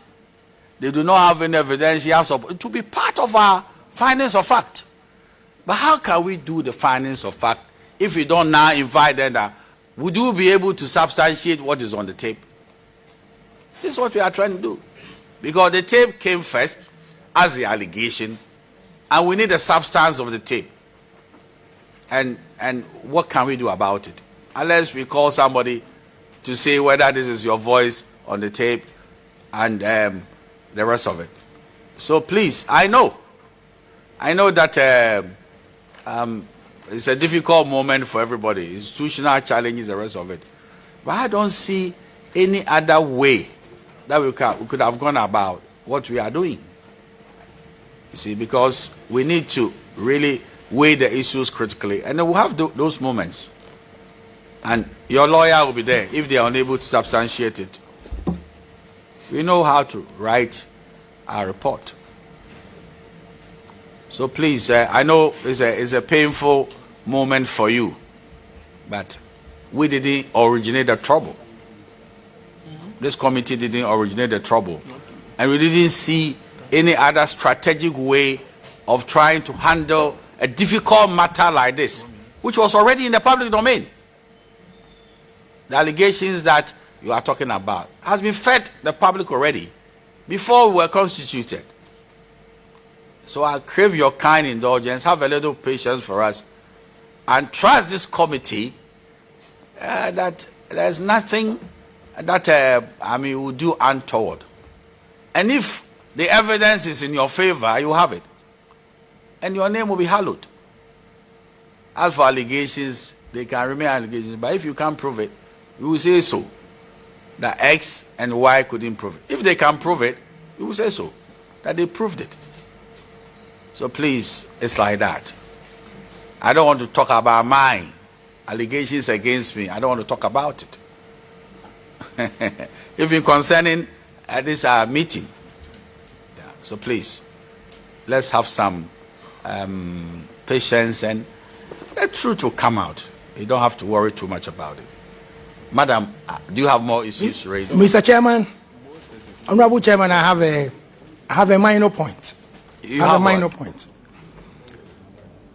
Mr. Chairman, going back to where you ended and the process and whether there was a different way of structuring this process. This is taking us back to the point I made earlier. So there is a tape, video or audio, then testimonies of witnesses. The substantiation should have been done at the time that the testimonies were given. That's what has brought us to where we are. And the way it is going now, I'm beginning to get worried about the in-camera proceeding. And my proposition would be as follows, that the people who want to go and do their ex post facto substantiation. Don't say that. Don't say that. Don't say that. I crave your indulgence. Why are you trying to sort of impugn what you don't know? You don't know. Honorable Chairman. Oh, counsel, I crave your indulgence. You see how your client has behaved. He's taking it easy and he's going on a tangent. When I know it's pain, I draw his attention that the truth will come out. But I would not want to say, sitting here, to talk about post facto what? Yes, it was us. Listen carefully.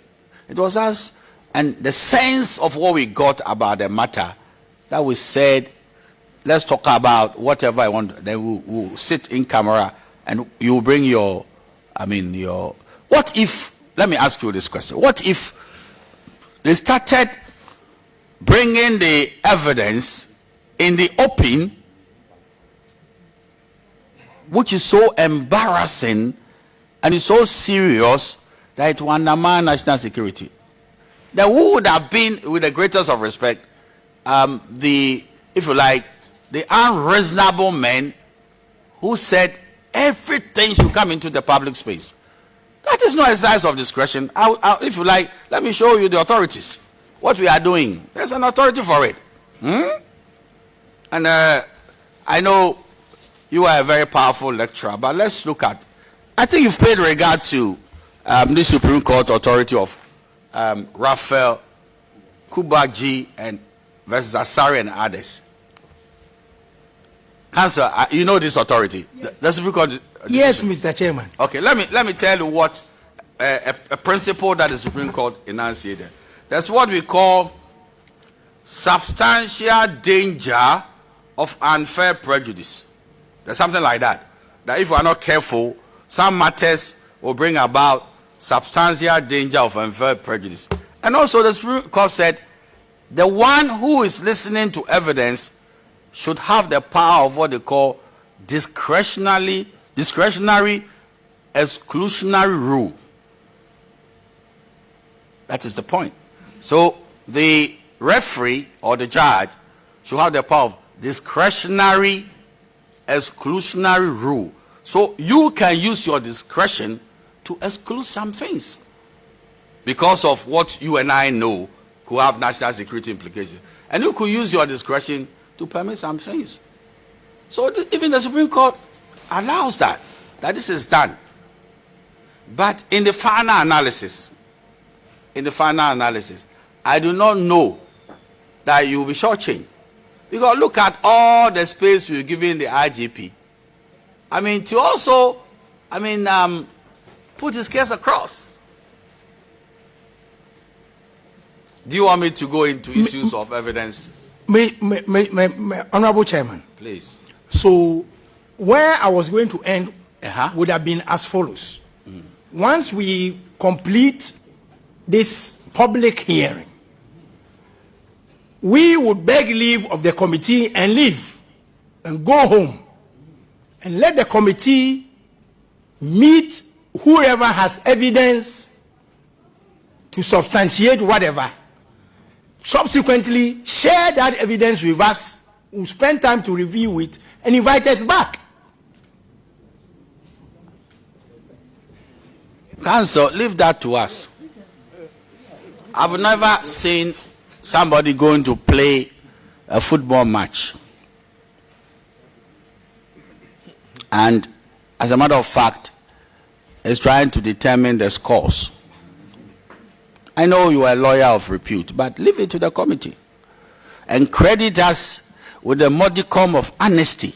1, powers of discretion, and above all, common sense.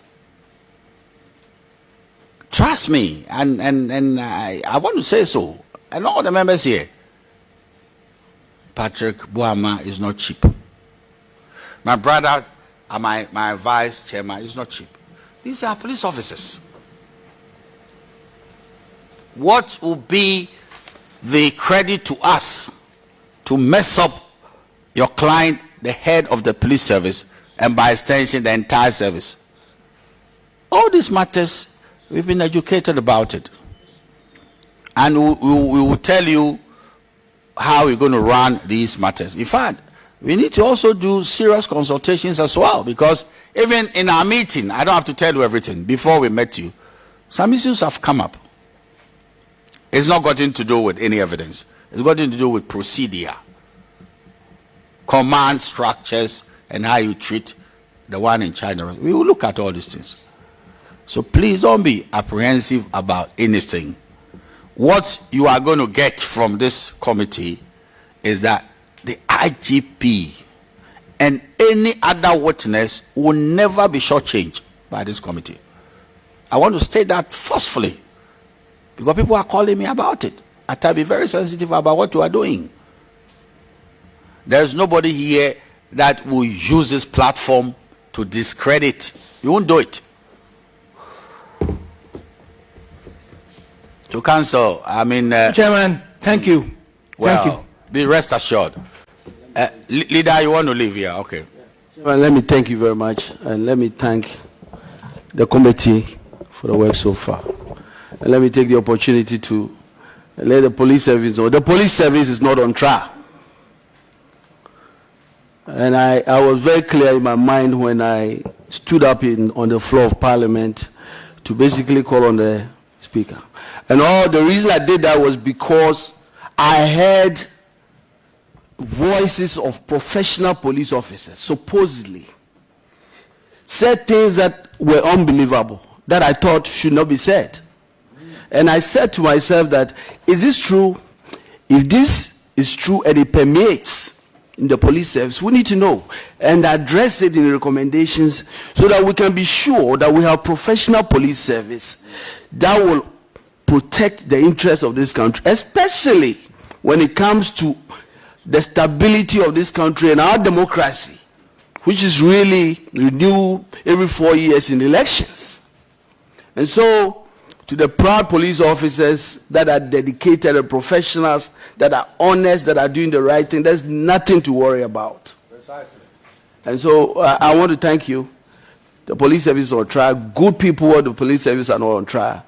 People who are in the police service, who are turning it into a political football, are those who we want to fish out. And that's the mandate of this committee. Thank you. Well said. Now, unknown to me, and in the background, is the Deputy Interior Minister, Honorable Nana Eya. I'm sorry, we were hiding, so we didn't see you. Yes, as an MP, this is your rightful place. I'm sorry about it, yeah. Where is the Honorable Deputy Minister? Oh, please, why don't you come and take your rightful place? As a member of Parliament. You are okay here. But solidarity to the Inspector General of Police, or you came to observe proceedings?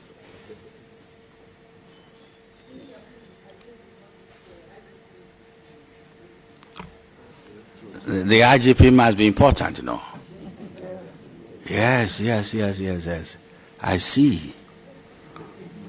Good to know. You finish? Okay, now I'll ask a few questions and then I won't go beyond it. And then I'll give space to my brother over here, and then I'll come to Vice if he has more things to say. Aji, I got the impression that when you are a senior police officer, you can be an ADC to anybody, and it doesn't matter who is in power. It seems to me that is your lot. Is that not so?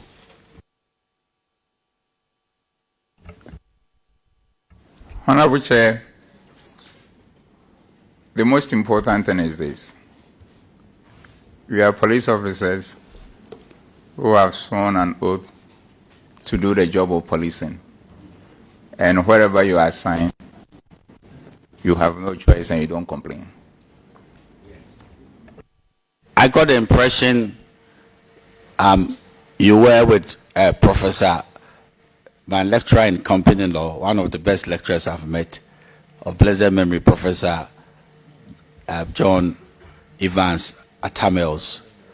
You know, when he was vice president, you were the AD camp, were you? Honorable Chair, I think I've addressed this question a couple of times and did indicate that I was an ADC. Good. So Yes, and I get the flow. I get the flow. I'm not confused at all. And also, you also helped now the National Security Minister as a special assistant. The same man. Yes, I did. And when he left the place, Honorable Kwame Nabatels came, also an MPP man, and then you were there to assist. Yes, I did. Okay, fine. Now, there is something very interesting, and it is that you have been dealing with the former president,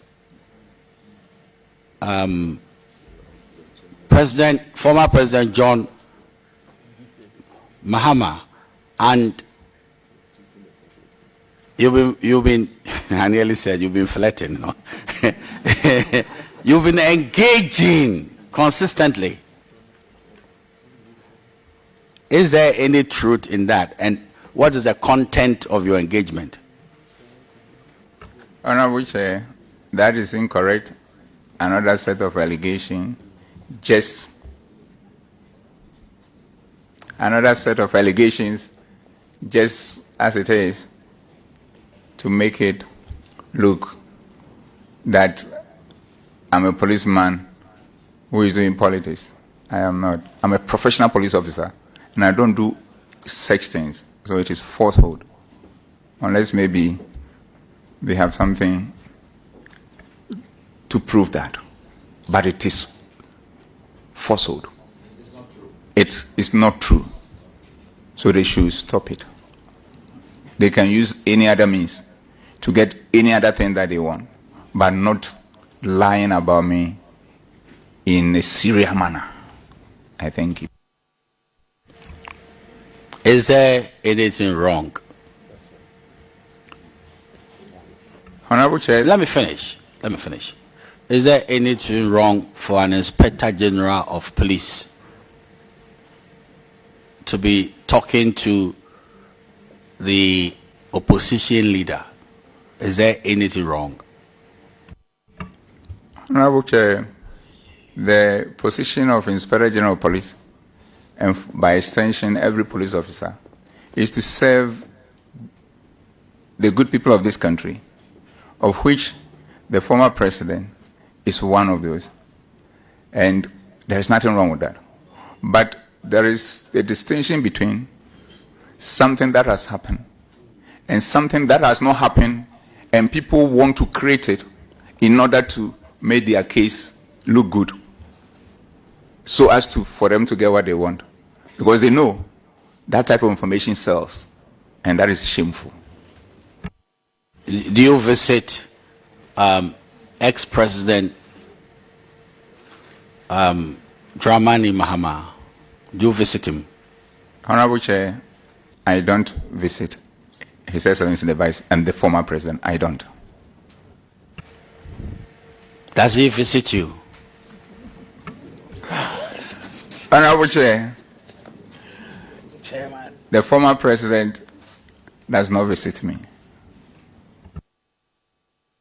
Will you rebuff his visits, and why? Honorable Chair, like I said, I am a professional police officer. We are servants of the people, including His Excellency the former president. And in my earlier submission, I did say, even including a child of a week old, as long as there is a service from policing point of view to be provided, whoever is involved, I have a constitutional duty and responsibility to get it done. And that is what it is. Good. There is would I be right to say that, I mean, in terms of rank, you are a subordinate of the IGP? Okay, fine. There is a member of parliament here, and he's a member of the committee, and you're subordinate. And he says that he has some questions for you. I've told him that you should be careful that all the rules about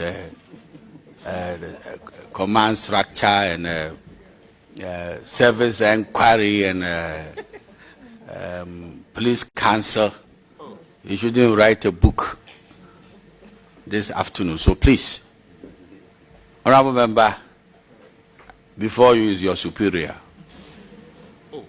Honorable Chair. Oh, sorry. Yes. No, I'm not. You described my colleague as he's a retired superintendent of police. Oh, okay.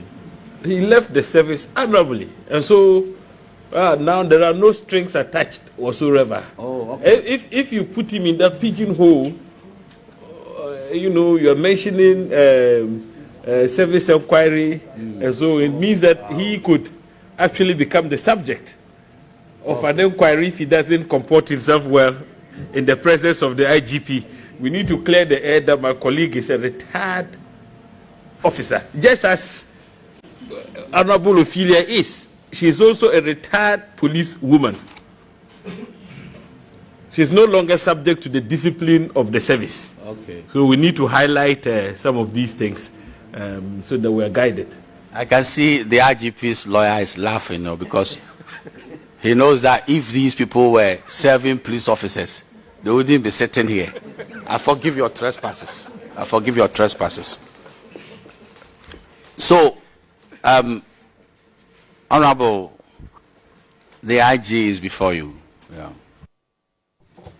Thank you very much, Honorable Chairman. I think that the Ghana Police Service is very proud to have members coming from that angle sitting in Parliament, because there are some technical issues that anytime we find ourselves in committees like this, we provide some level of expertise.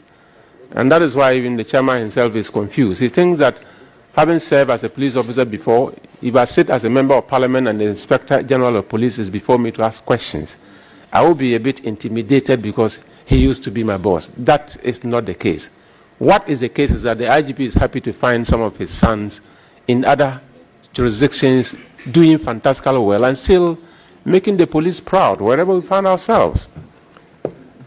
Mr. Chairman, I want to take the opportunity to let the IGP know, as you've said it and I need to re-echo, the Ghana Police Service is not on trial. Very good. No. Yes. The Inspector General of Police is not an accused person. No.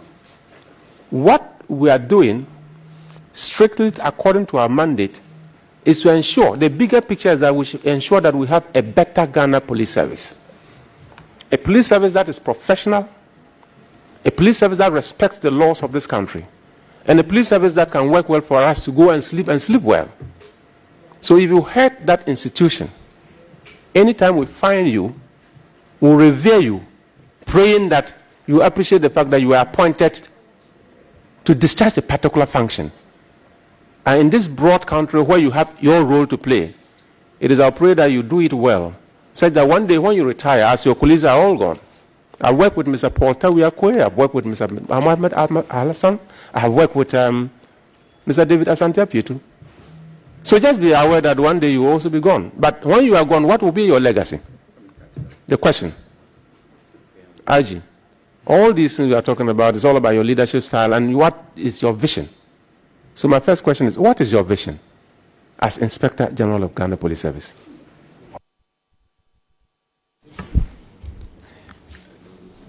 Honorable Chair, thank you very much.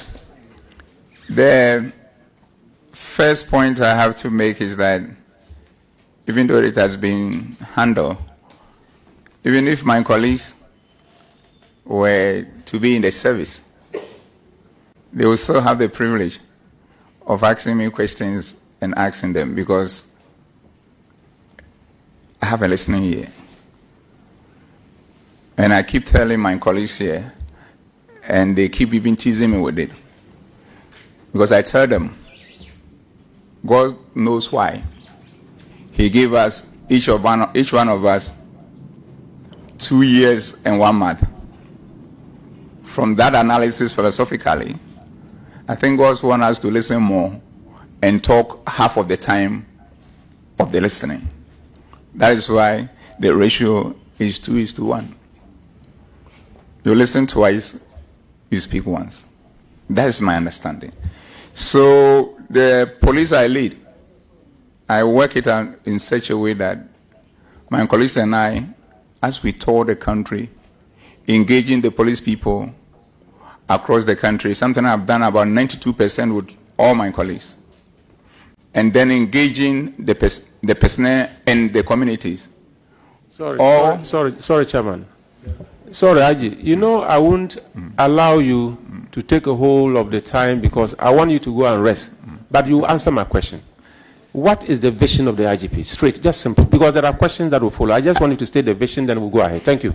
Honorable Chair, allow me to finish. I was about landing so that I'm not cut halfway. And also, I will plead with you in order to ensure that I flow appropriately. I'm very measured in terms of the answers I give, and you have failed it. I know when to end it. So the important point is that this engagement gives me the privilege to hear more and work with our colleagues to use it to improve it. And even that, as I speak to you, is the part of the vision that I came onto the position with. But that vision has to be in tandem with the vision of the police service. And that is my vision.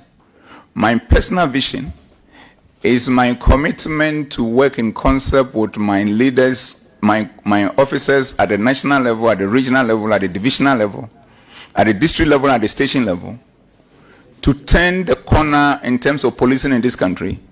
And like I said, to make the police the best institution in the country and a reference point for Africa and beyond. And this also sits well with the broad vision of the police service, which is to become a world-class police service capable of delivering a planned, democratic, protective, and peaceful services up to the standard of international best practice. So when we get to the standard of international best practice, then definitely there's every indication that we become a best institution that people can use us as a reference point when they want to set standards. So that is what it is. I thank you, Mr. Chair. Thank you very much. IG, on your appointment, you were seen by many as the constable's IGP, the sergeant's IGP. In other words, the other ranks IGP. Because you've been a constable before. You've been a sergeant before. You were seen as the senior police officer's IGP because you've traveled from ASP to where you are now. You were seen as the academics IGP. You hold a PhD. You were seen as a professional. And in fact, many of the professionals see you as one of them. And they believe that if you fail, you will not be forgiven. You have promotion speedily. In less than 7 years, you move from constable to superintendent. And that was academic. I am referring you to regulation, the Police Service Regulation 2012. If I read Regulation 37.7, it says, that's CR 76. An officer who attains higher academic qualification is not entitled to promotion by reason only of that academic qualification. IG, this is the lacuna in this instrument from 2012 up to date. It's more than 10 years. People have gone to school, they've completed. But the law says you cannot be promoted by virtue of just having that academic certificate alone. Having benefited from academic promotions yourself, do you think it is time to look at this provision again? Honorable Chair,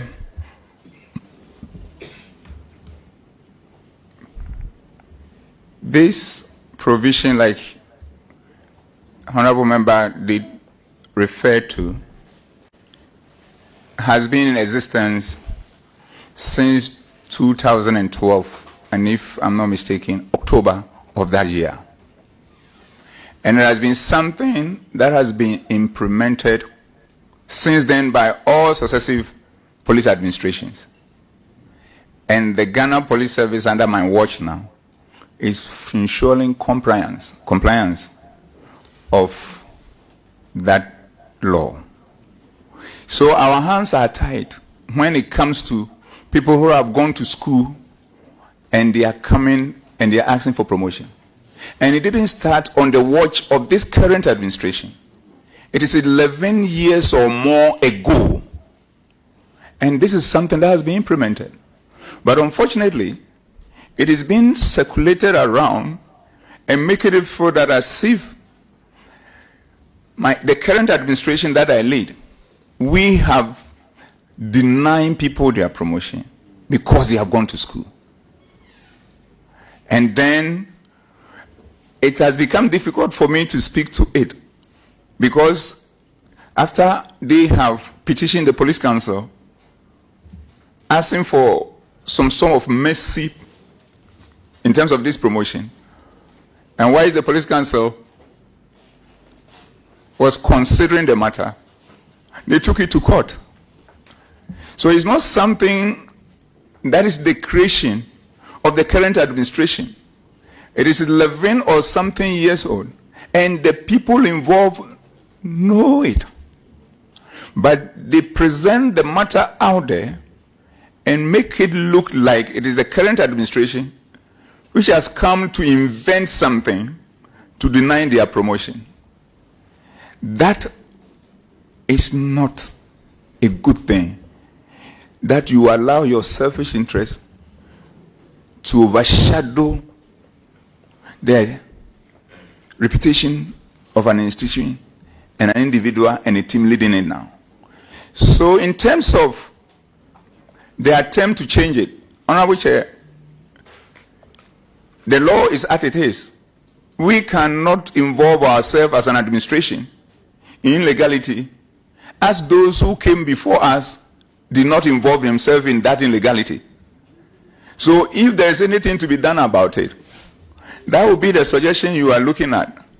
Because I am a believer of education, not for the purposes of getting a paper qualification, but a mental qualification of knowledge, and not just having the knowledge stored in your head, but the knowledge being applied. Because this is only then knowledge become power. It's not its accumulation without application. So, Honorable Chair, until the matter is determined in court, it will be difficult for me to speak to the possible amendment or otherwise of that regulation. I thank you.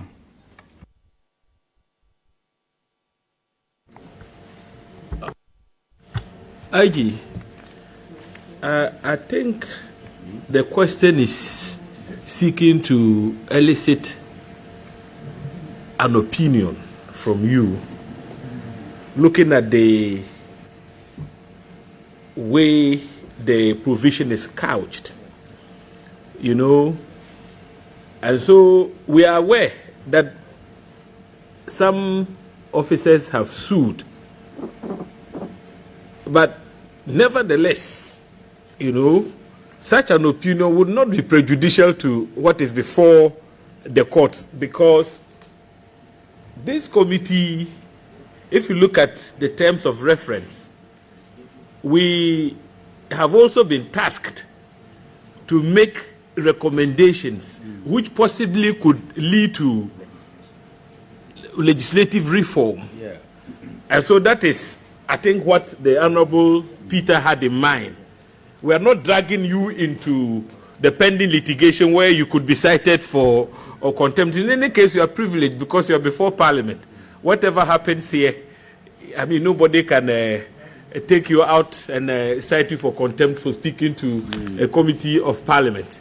Because you are the one who implements this particular regulation. So if it is no longer fit for purpose, I mean, you could share your thoughts with us and then we can be guided as a committee. I mean, it's very important, this particular provision. Yes. You want to make an intervention? No. No. Yes. Mr. Chairman, I was just worried about the pending case. Yes. In fact, I was going to respectfully invite the IGP to do a paper if he doesn't have confidence in this regulation.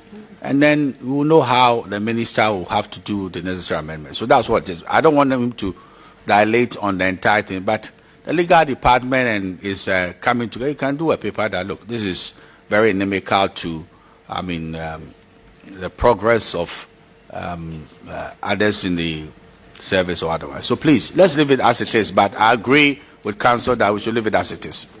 And if there is any paper, you can share it with the committee, and then we look at it. Council, are you winding up? Honorable Chair, if I may. Honorable Chair, I'm done. Once you have agreed with me. Honorable Chair, if I may say something slightly on that matter, because I was going to end a component in respect. I was going to add a little thing in respect of that question, because my brother did refer to the privilege I had benefiting from that. But the most important thing is that I will be the last person, and in fact, the very last person to deprive anybody of his promotion. I can't even think of that. My colleagues who work with us in the context of the appointment and promotion board cannot even think of that. We work as a team. So we want it to be on record. And thank you. So, Inspector General of Police, be good enough to give us a paper relative to the regulation 37.7, and then we'll make it part of our recommendations. Officer and Member of Parliament, are you winding up, or you have a long way to go? Chairman, thank you very much. I just started, but you know what you did to me? Basically, what he did was to make sure that I'm the last person to speak. So many of the questions will be gone, and they're actually gone. So don't worry, I will soon finish. Inspector General of Police, you and I know that when you go on parade and they say stand at ease,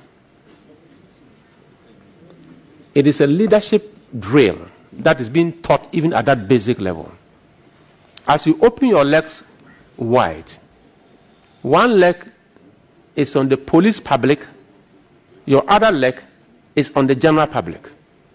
And when you stand well, you are relaxed. That is why we say you are at ease.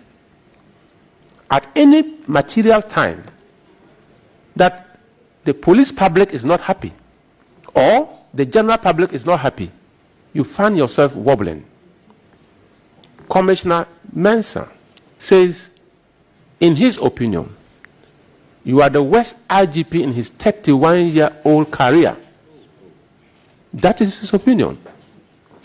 And he cited things like even assessing crime statistics these days by the public is difficult.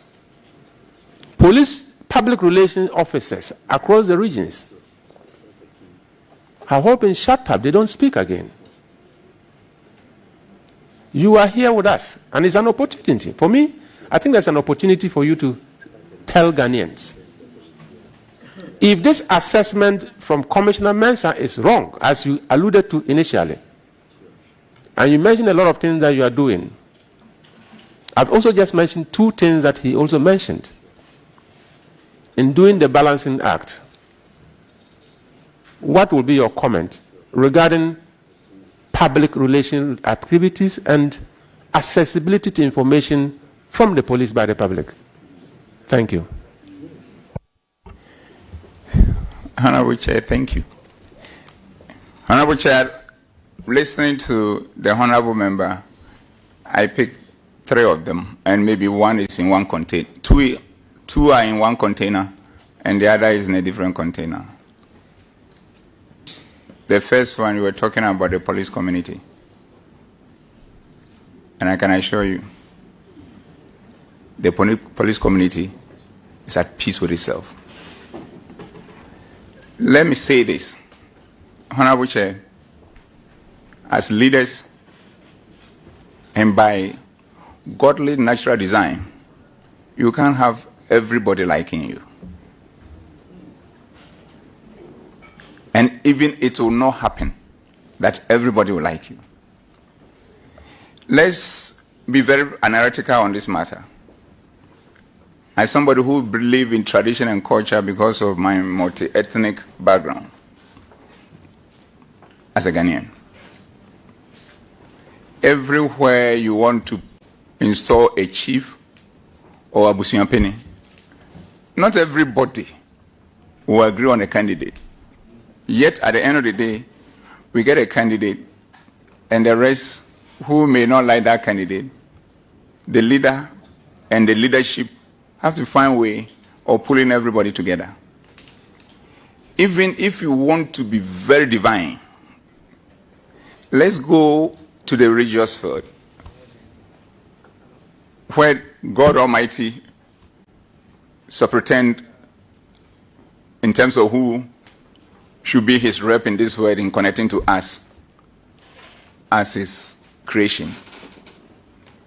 Even in there, when a leader of a church is being appointed, they go through a process where some people may choose somebody and then others also may choose. But at the end of the day, the one who marshals the maximum numbers become. And not everybody did that for him. And Honorable Chair, permit me to use your individual self in terms of your constituency election to become members of parliament. Nobody voted and got 100% before coming here.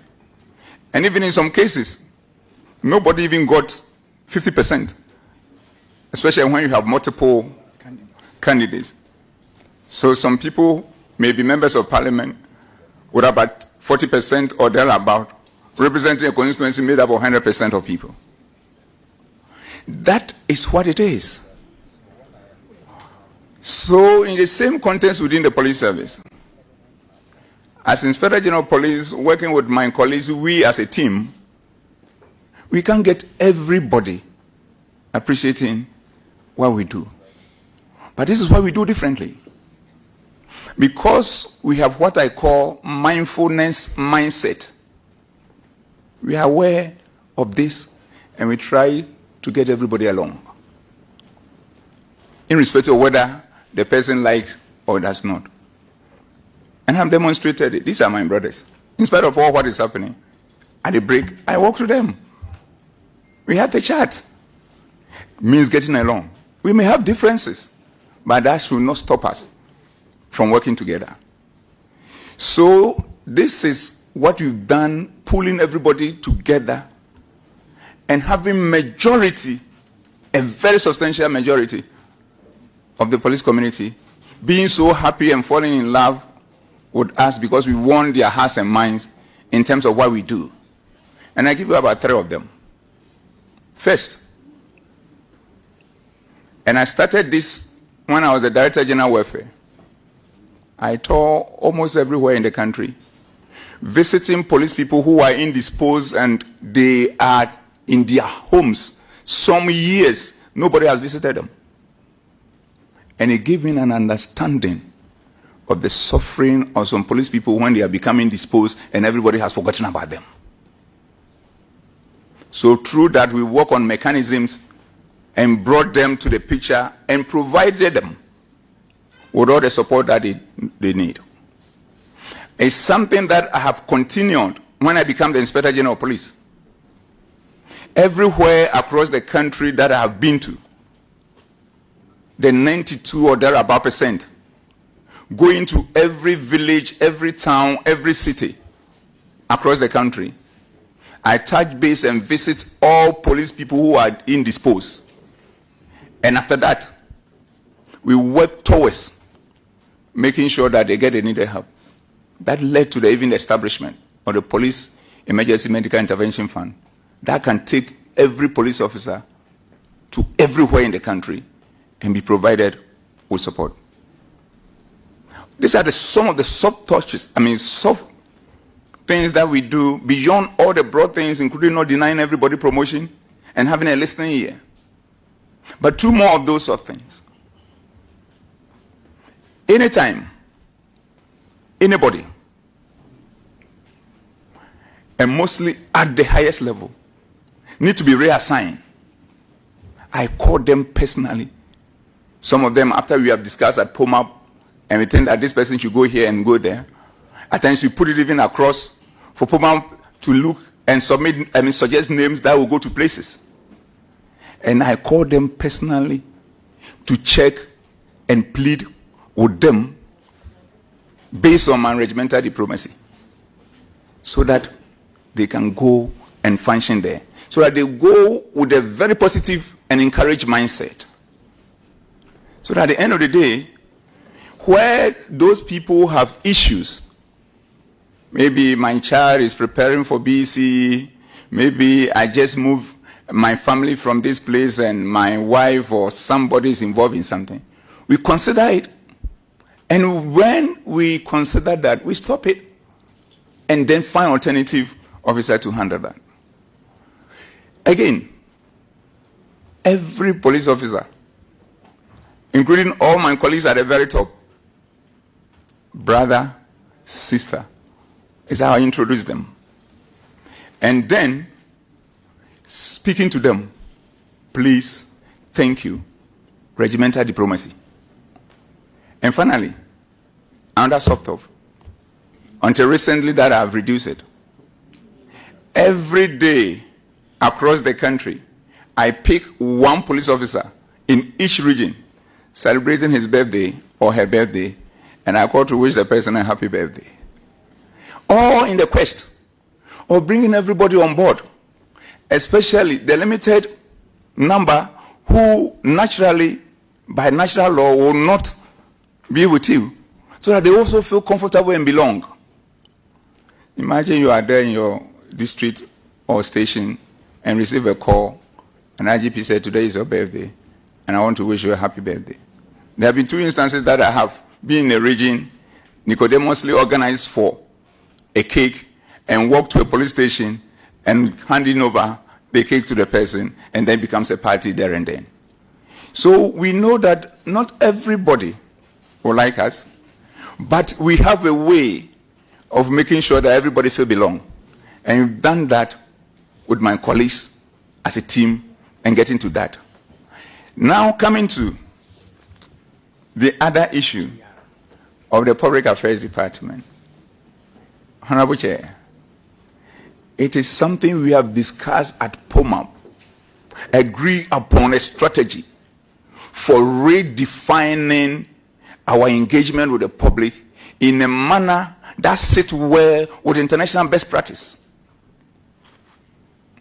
You have had a system where you get up in the morning, everybody across the country, across at times district, division, and regional level, granting interviews on matters of police from a perspective that at times not informed by the full facts. And at the end of it all, when the facts come, the organization look unpresentable, and you keep dampening the spirit of the organization and continue to smear the image of the service in bad light. So we agreed at POMAP that we need to redefine it as part of our transformation agenda, such that at the end of the day, before you speak to a matter, be sure that you have the full facts, so that gradually we will create a system where something happened and the whole community, the whole people will say that until the police have come out, we don't believe what is being said.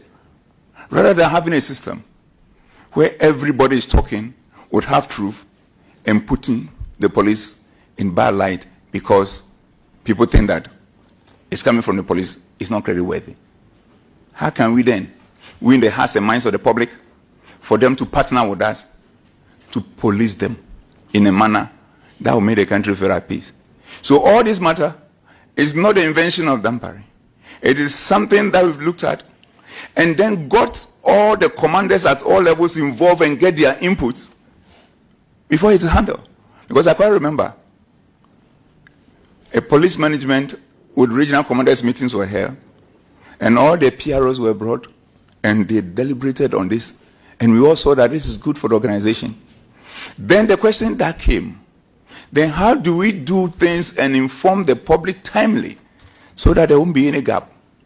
Then we said that we will not sit down for things to happen on Friday and we behave as if we are not a security institution.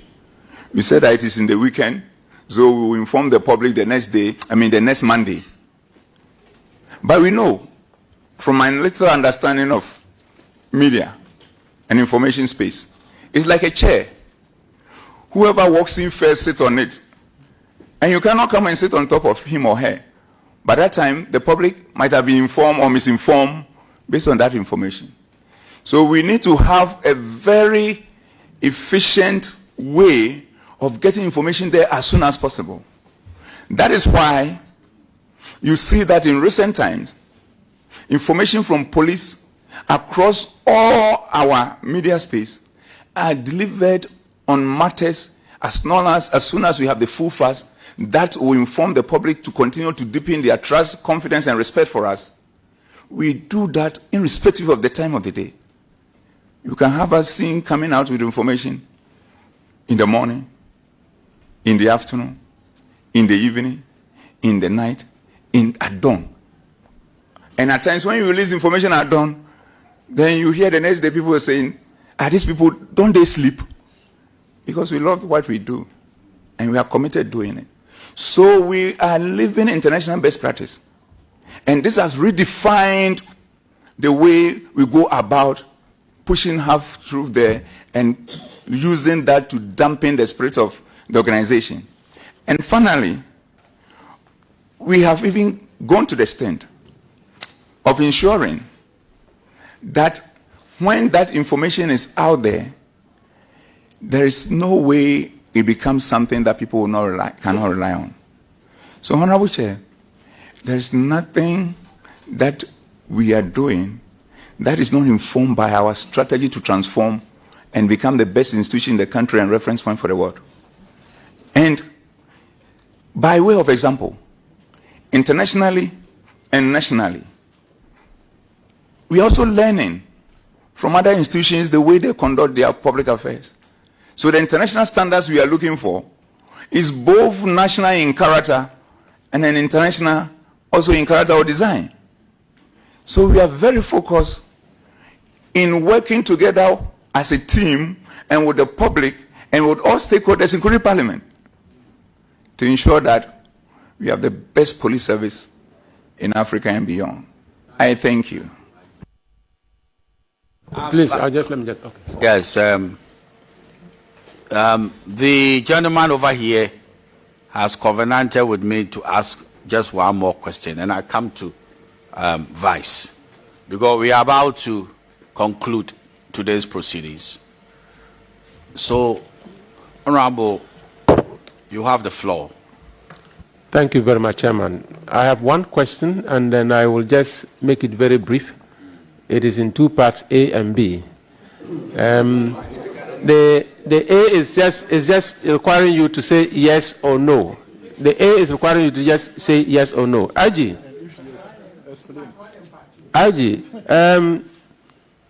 has Chief Buguru Nabu ever lobbied for you to become or to be appointed Inspector General of Police? Just yes or no. Honorable Chair, the fundamental point is this. I have been in the service for all this long. By the grace of God. Aji, I crave your kind indulgence. Your man is saying just answer yes or no. Was he part of the lobbying team to get you, appointed as the IG? Yes or no? Honorable Chair. Yes.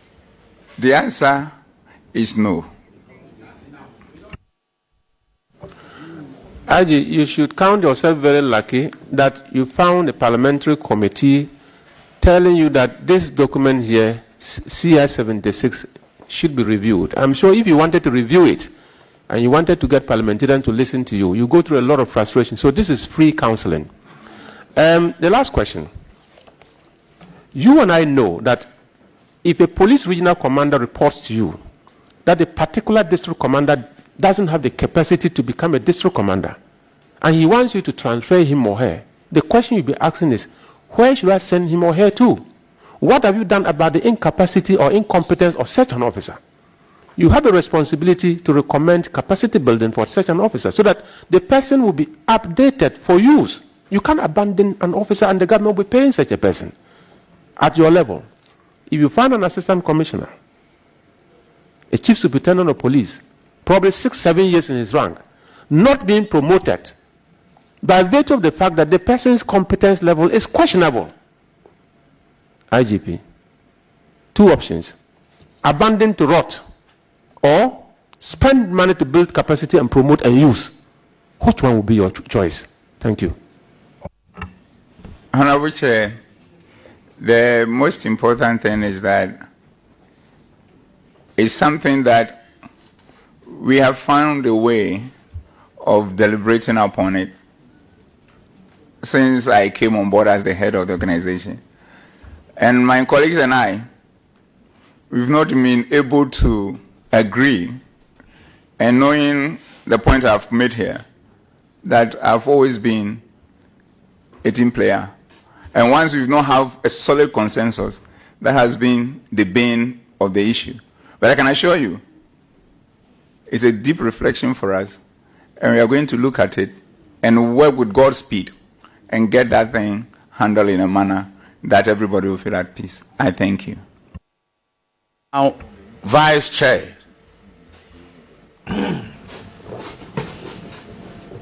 This question may not sound palatable to the ears of the political class, but nevertheless I would ask, with your kind permission, Chairman, IGP, it has been said here that you are in the habit of arresting politicians for traffic infractions. An example was given to the effect that a second vice chairman of a political party was arrested by they said you. What is your reaction to this? Do you have applied your laws in a targeted manner with the aim to fishing out politicians and dealing with them, so to speak? I need your reaction to this because it's very important, you know. Honorable Chair, the most important thing is this. I am the Inspector General of Police. I work in concert with my officers at POMAB and all other commanders across the country. As we sit here, people have been arrested in accordance with law. I am not the one doing the arrest. So I have not personally arrested anybody by being discriminatory. It's just that police officers are out there doing their work of enforcing the law. And then they are not doing it on my instructions. They are doing it in accordance with the laws of the country which have been passed by Parliament. So this is exactly what they are doing out there. And we understand the discomfort that such arrests by these officers happen. And I pray and wish that as a country we'll get to a point where our compliance with law will be such that those arrests will not even arise. Because, Honorable Chair, you agree with me. When my colleagues and I had opportunity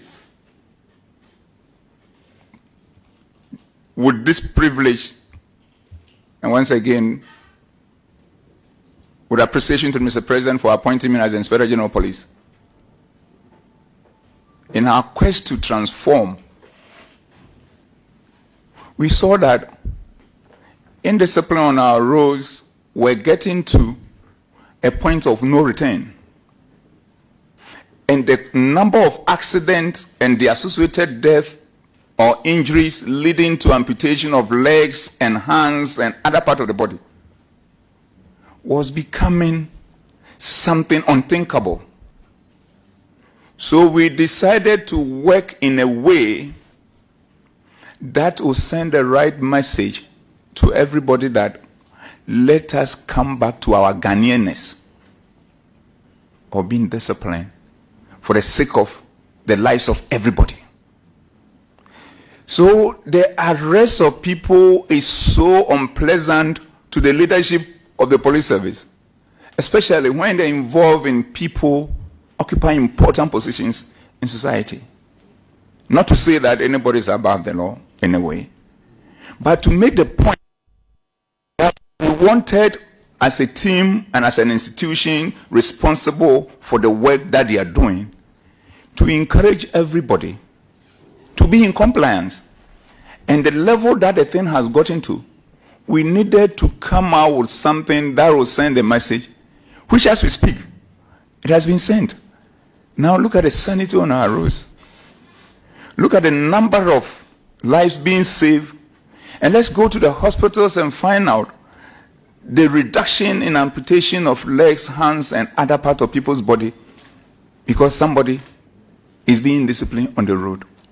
And as I keep saying, if you have had patience enough to be in our mother's womb for 9 months before birth, you should be patient enough to wait for 2 minutes or less for a traffic light to come green.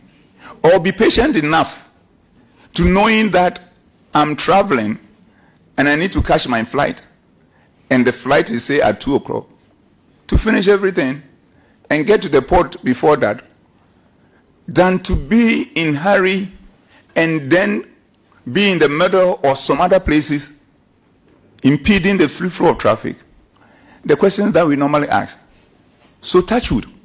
Supposing whilst you were going, you knock somebody down, what will you do? Will you still continue the journey or you will stop? So putting all this together, we were mindful of what it is that needs to be done in order to regain the consciousness of the people so as to save life. And the final thing in relation to that is the arrest of motorbikes under one of the initiatives that my colleagues and I have put in place called Operation Parry, Police Action Against Rider Indiscipline. We looked at it and we said that riders crossing red light, left, right, center, driving on pavement and all that is also another bigger problem.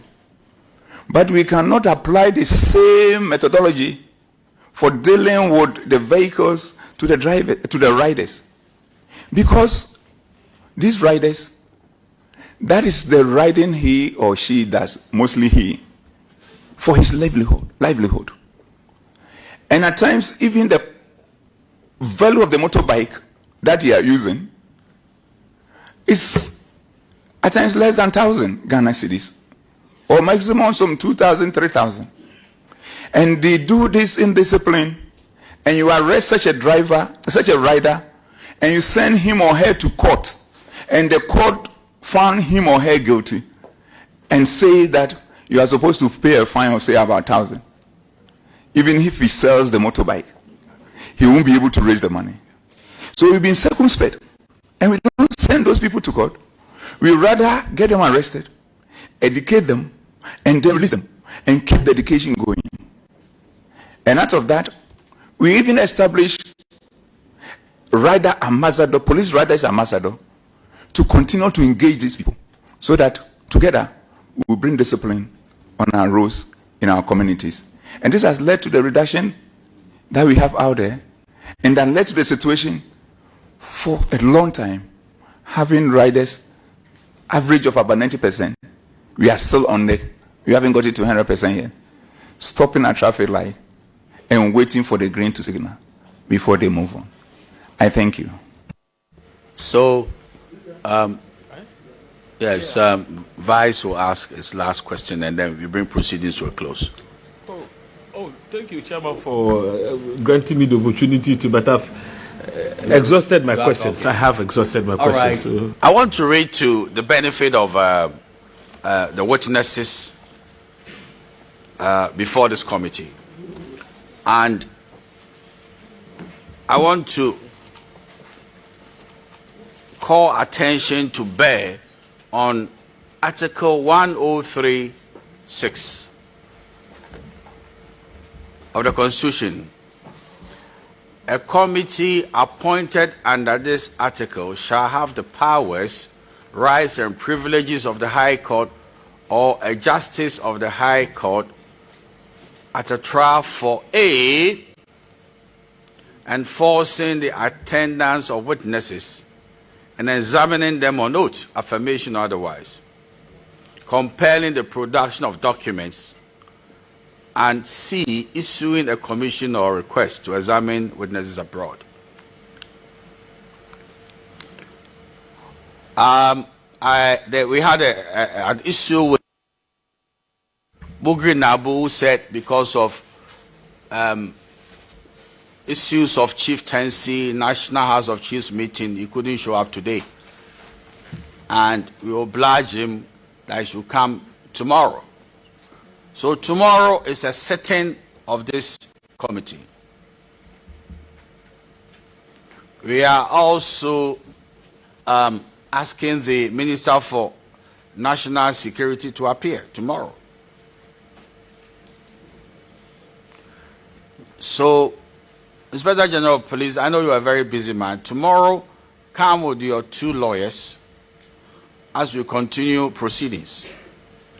When we meet, you have a sense of where we are going with this matter. But all that will happen will relate to, first of all, the audio, which it is being said is doctored, and then the second audio that is being said captures the comprehensiveness of the meeting in Chief Bugri Nabu's office. So, Council, I read, the Constitution not for the benefit of the IGP, but for your benefit, because of where you were treading. And we will see how it pans out tomorrow. But if the IGP could say some of your senior officers, should remain at post, so they don't all come over. It could be good, so that they will be attending to businesses in the police headquarters. But we've seen them and respect their coming. Yeah. Yeah? Your member from Etiwa. Yes. Yes. He says Kwame is a political mentor.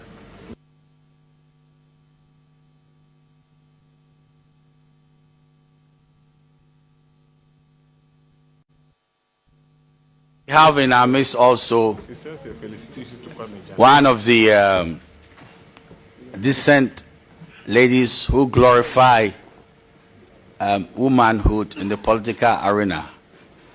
She's a Deputy Minister for Finance, Honorable Abna Asari. You have some association with the Lawyer Kwame Jan, or what is it? With both of them. They are all from Etiwa, and that's why I'm here today. Yeah. Yes. Lawyer Kwame Jan and the IGP. I didn't know this, I didn't know. It's a fact. He's never told me. Man is from Mwoso, Akrofu Mwoso. I've never done that. I've never investigated the IGP. As to where he comes from, I've never attempted that. Chairman, and yet you are the attacher of Chebi. Yes.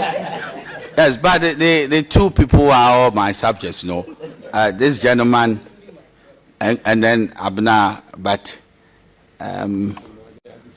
she's not giving me the largesse of her office. And I leave it to God.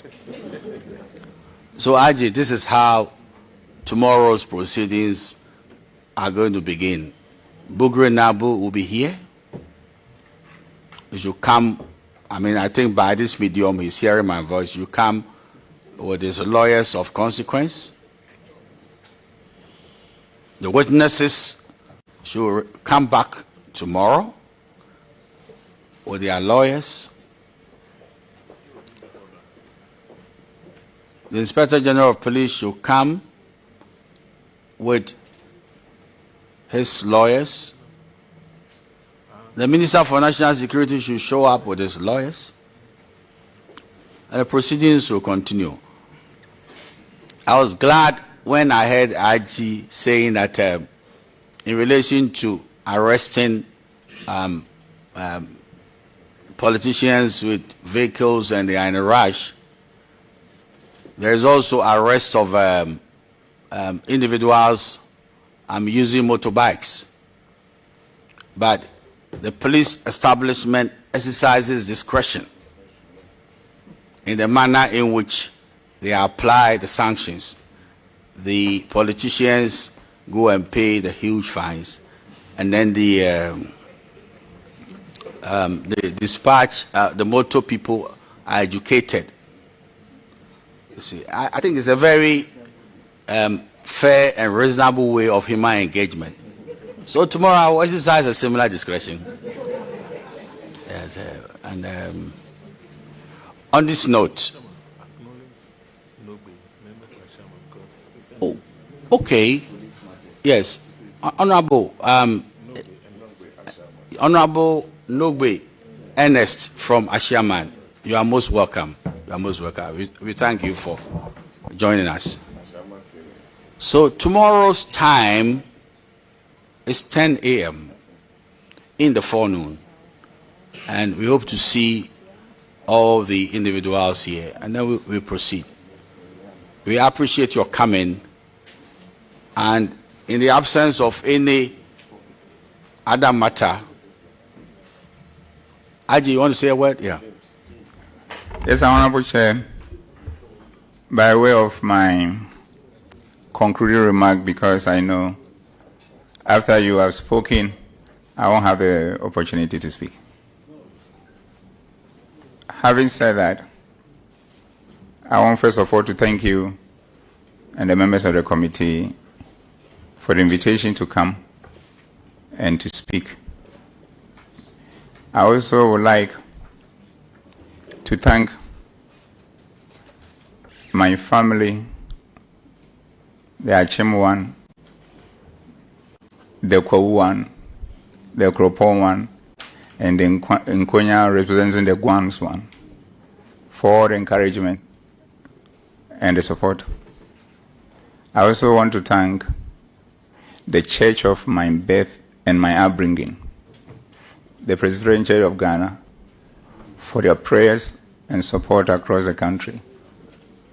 And again, I want to thank the church of my baptism and fellowship, the Church of Pentecost, from chairman himself to the least person, for their continual prayer support towards me.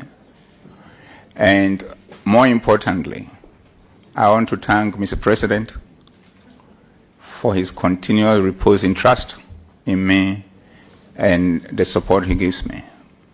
And finally, I want to thank the good people of Ghana, for their words of encouragement, their support, and everything. In the context of thanking the good people of Ghana, I want also to thank the thousands of police officers across the country for the excellent job that they are doing, and the many sending me letters of encouragement, words of encouragement, phone calls, and everything. And I assure them that I will continue doing my best in that capacity, in service of God and in country. I thank you very much, sir. Well, it's good you came, and God permitting, tomorrow we'll continue the proceedings. On that note, the proceedings are hereby adjourned to tomorrow at 10 o'clock in the forenoon.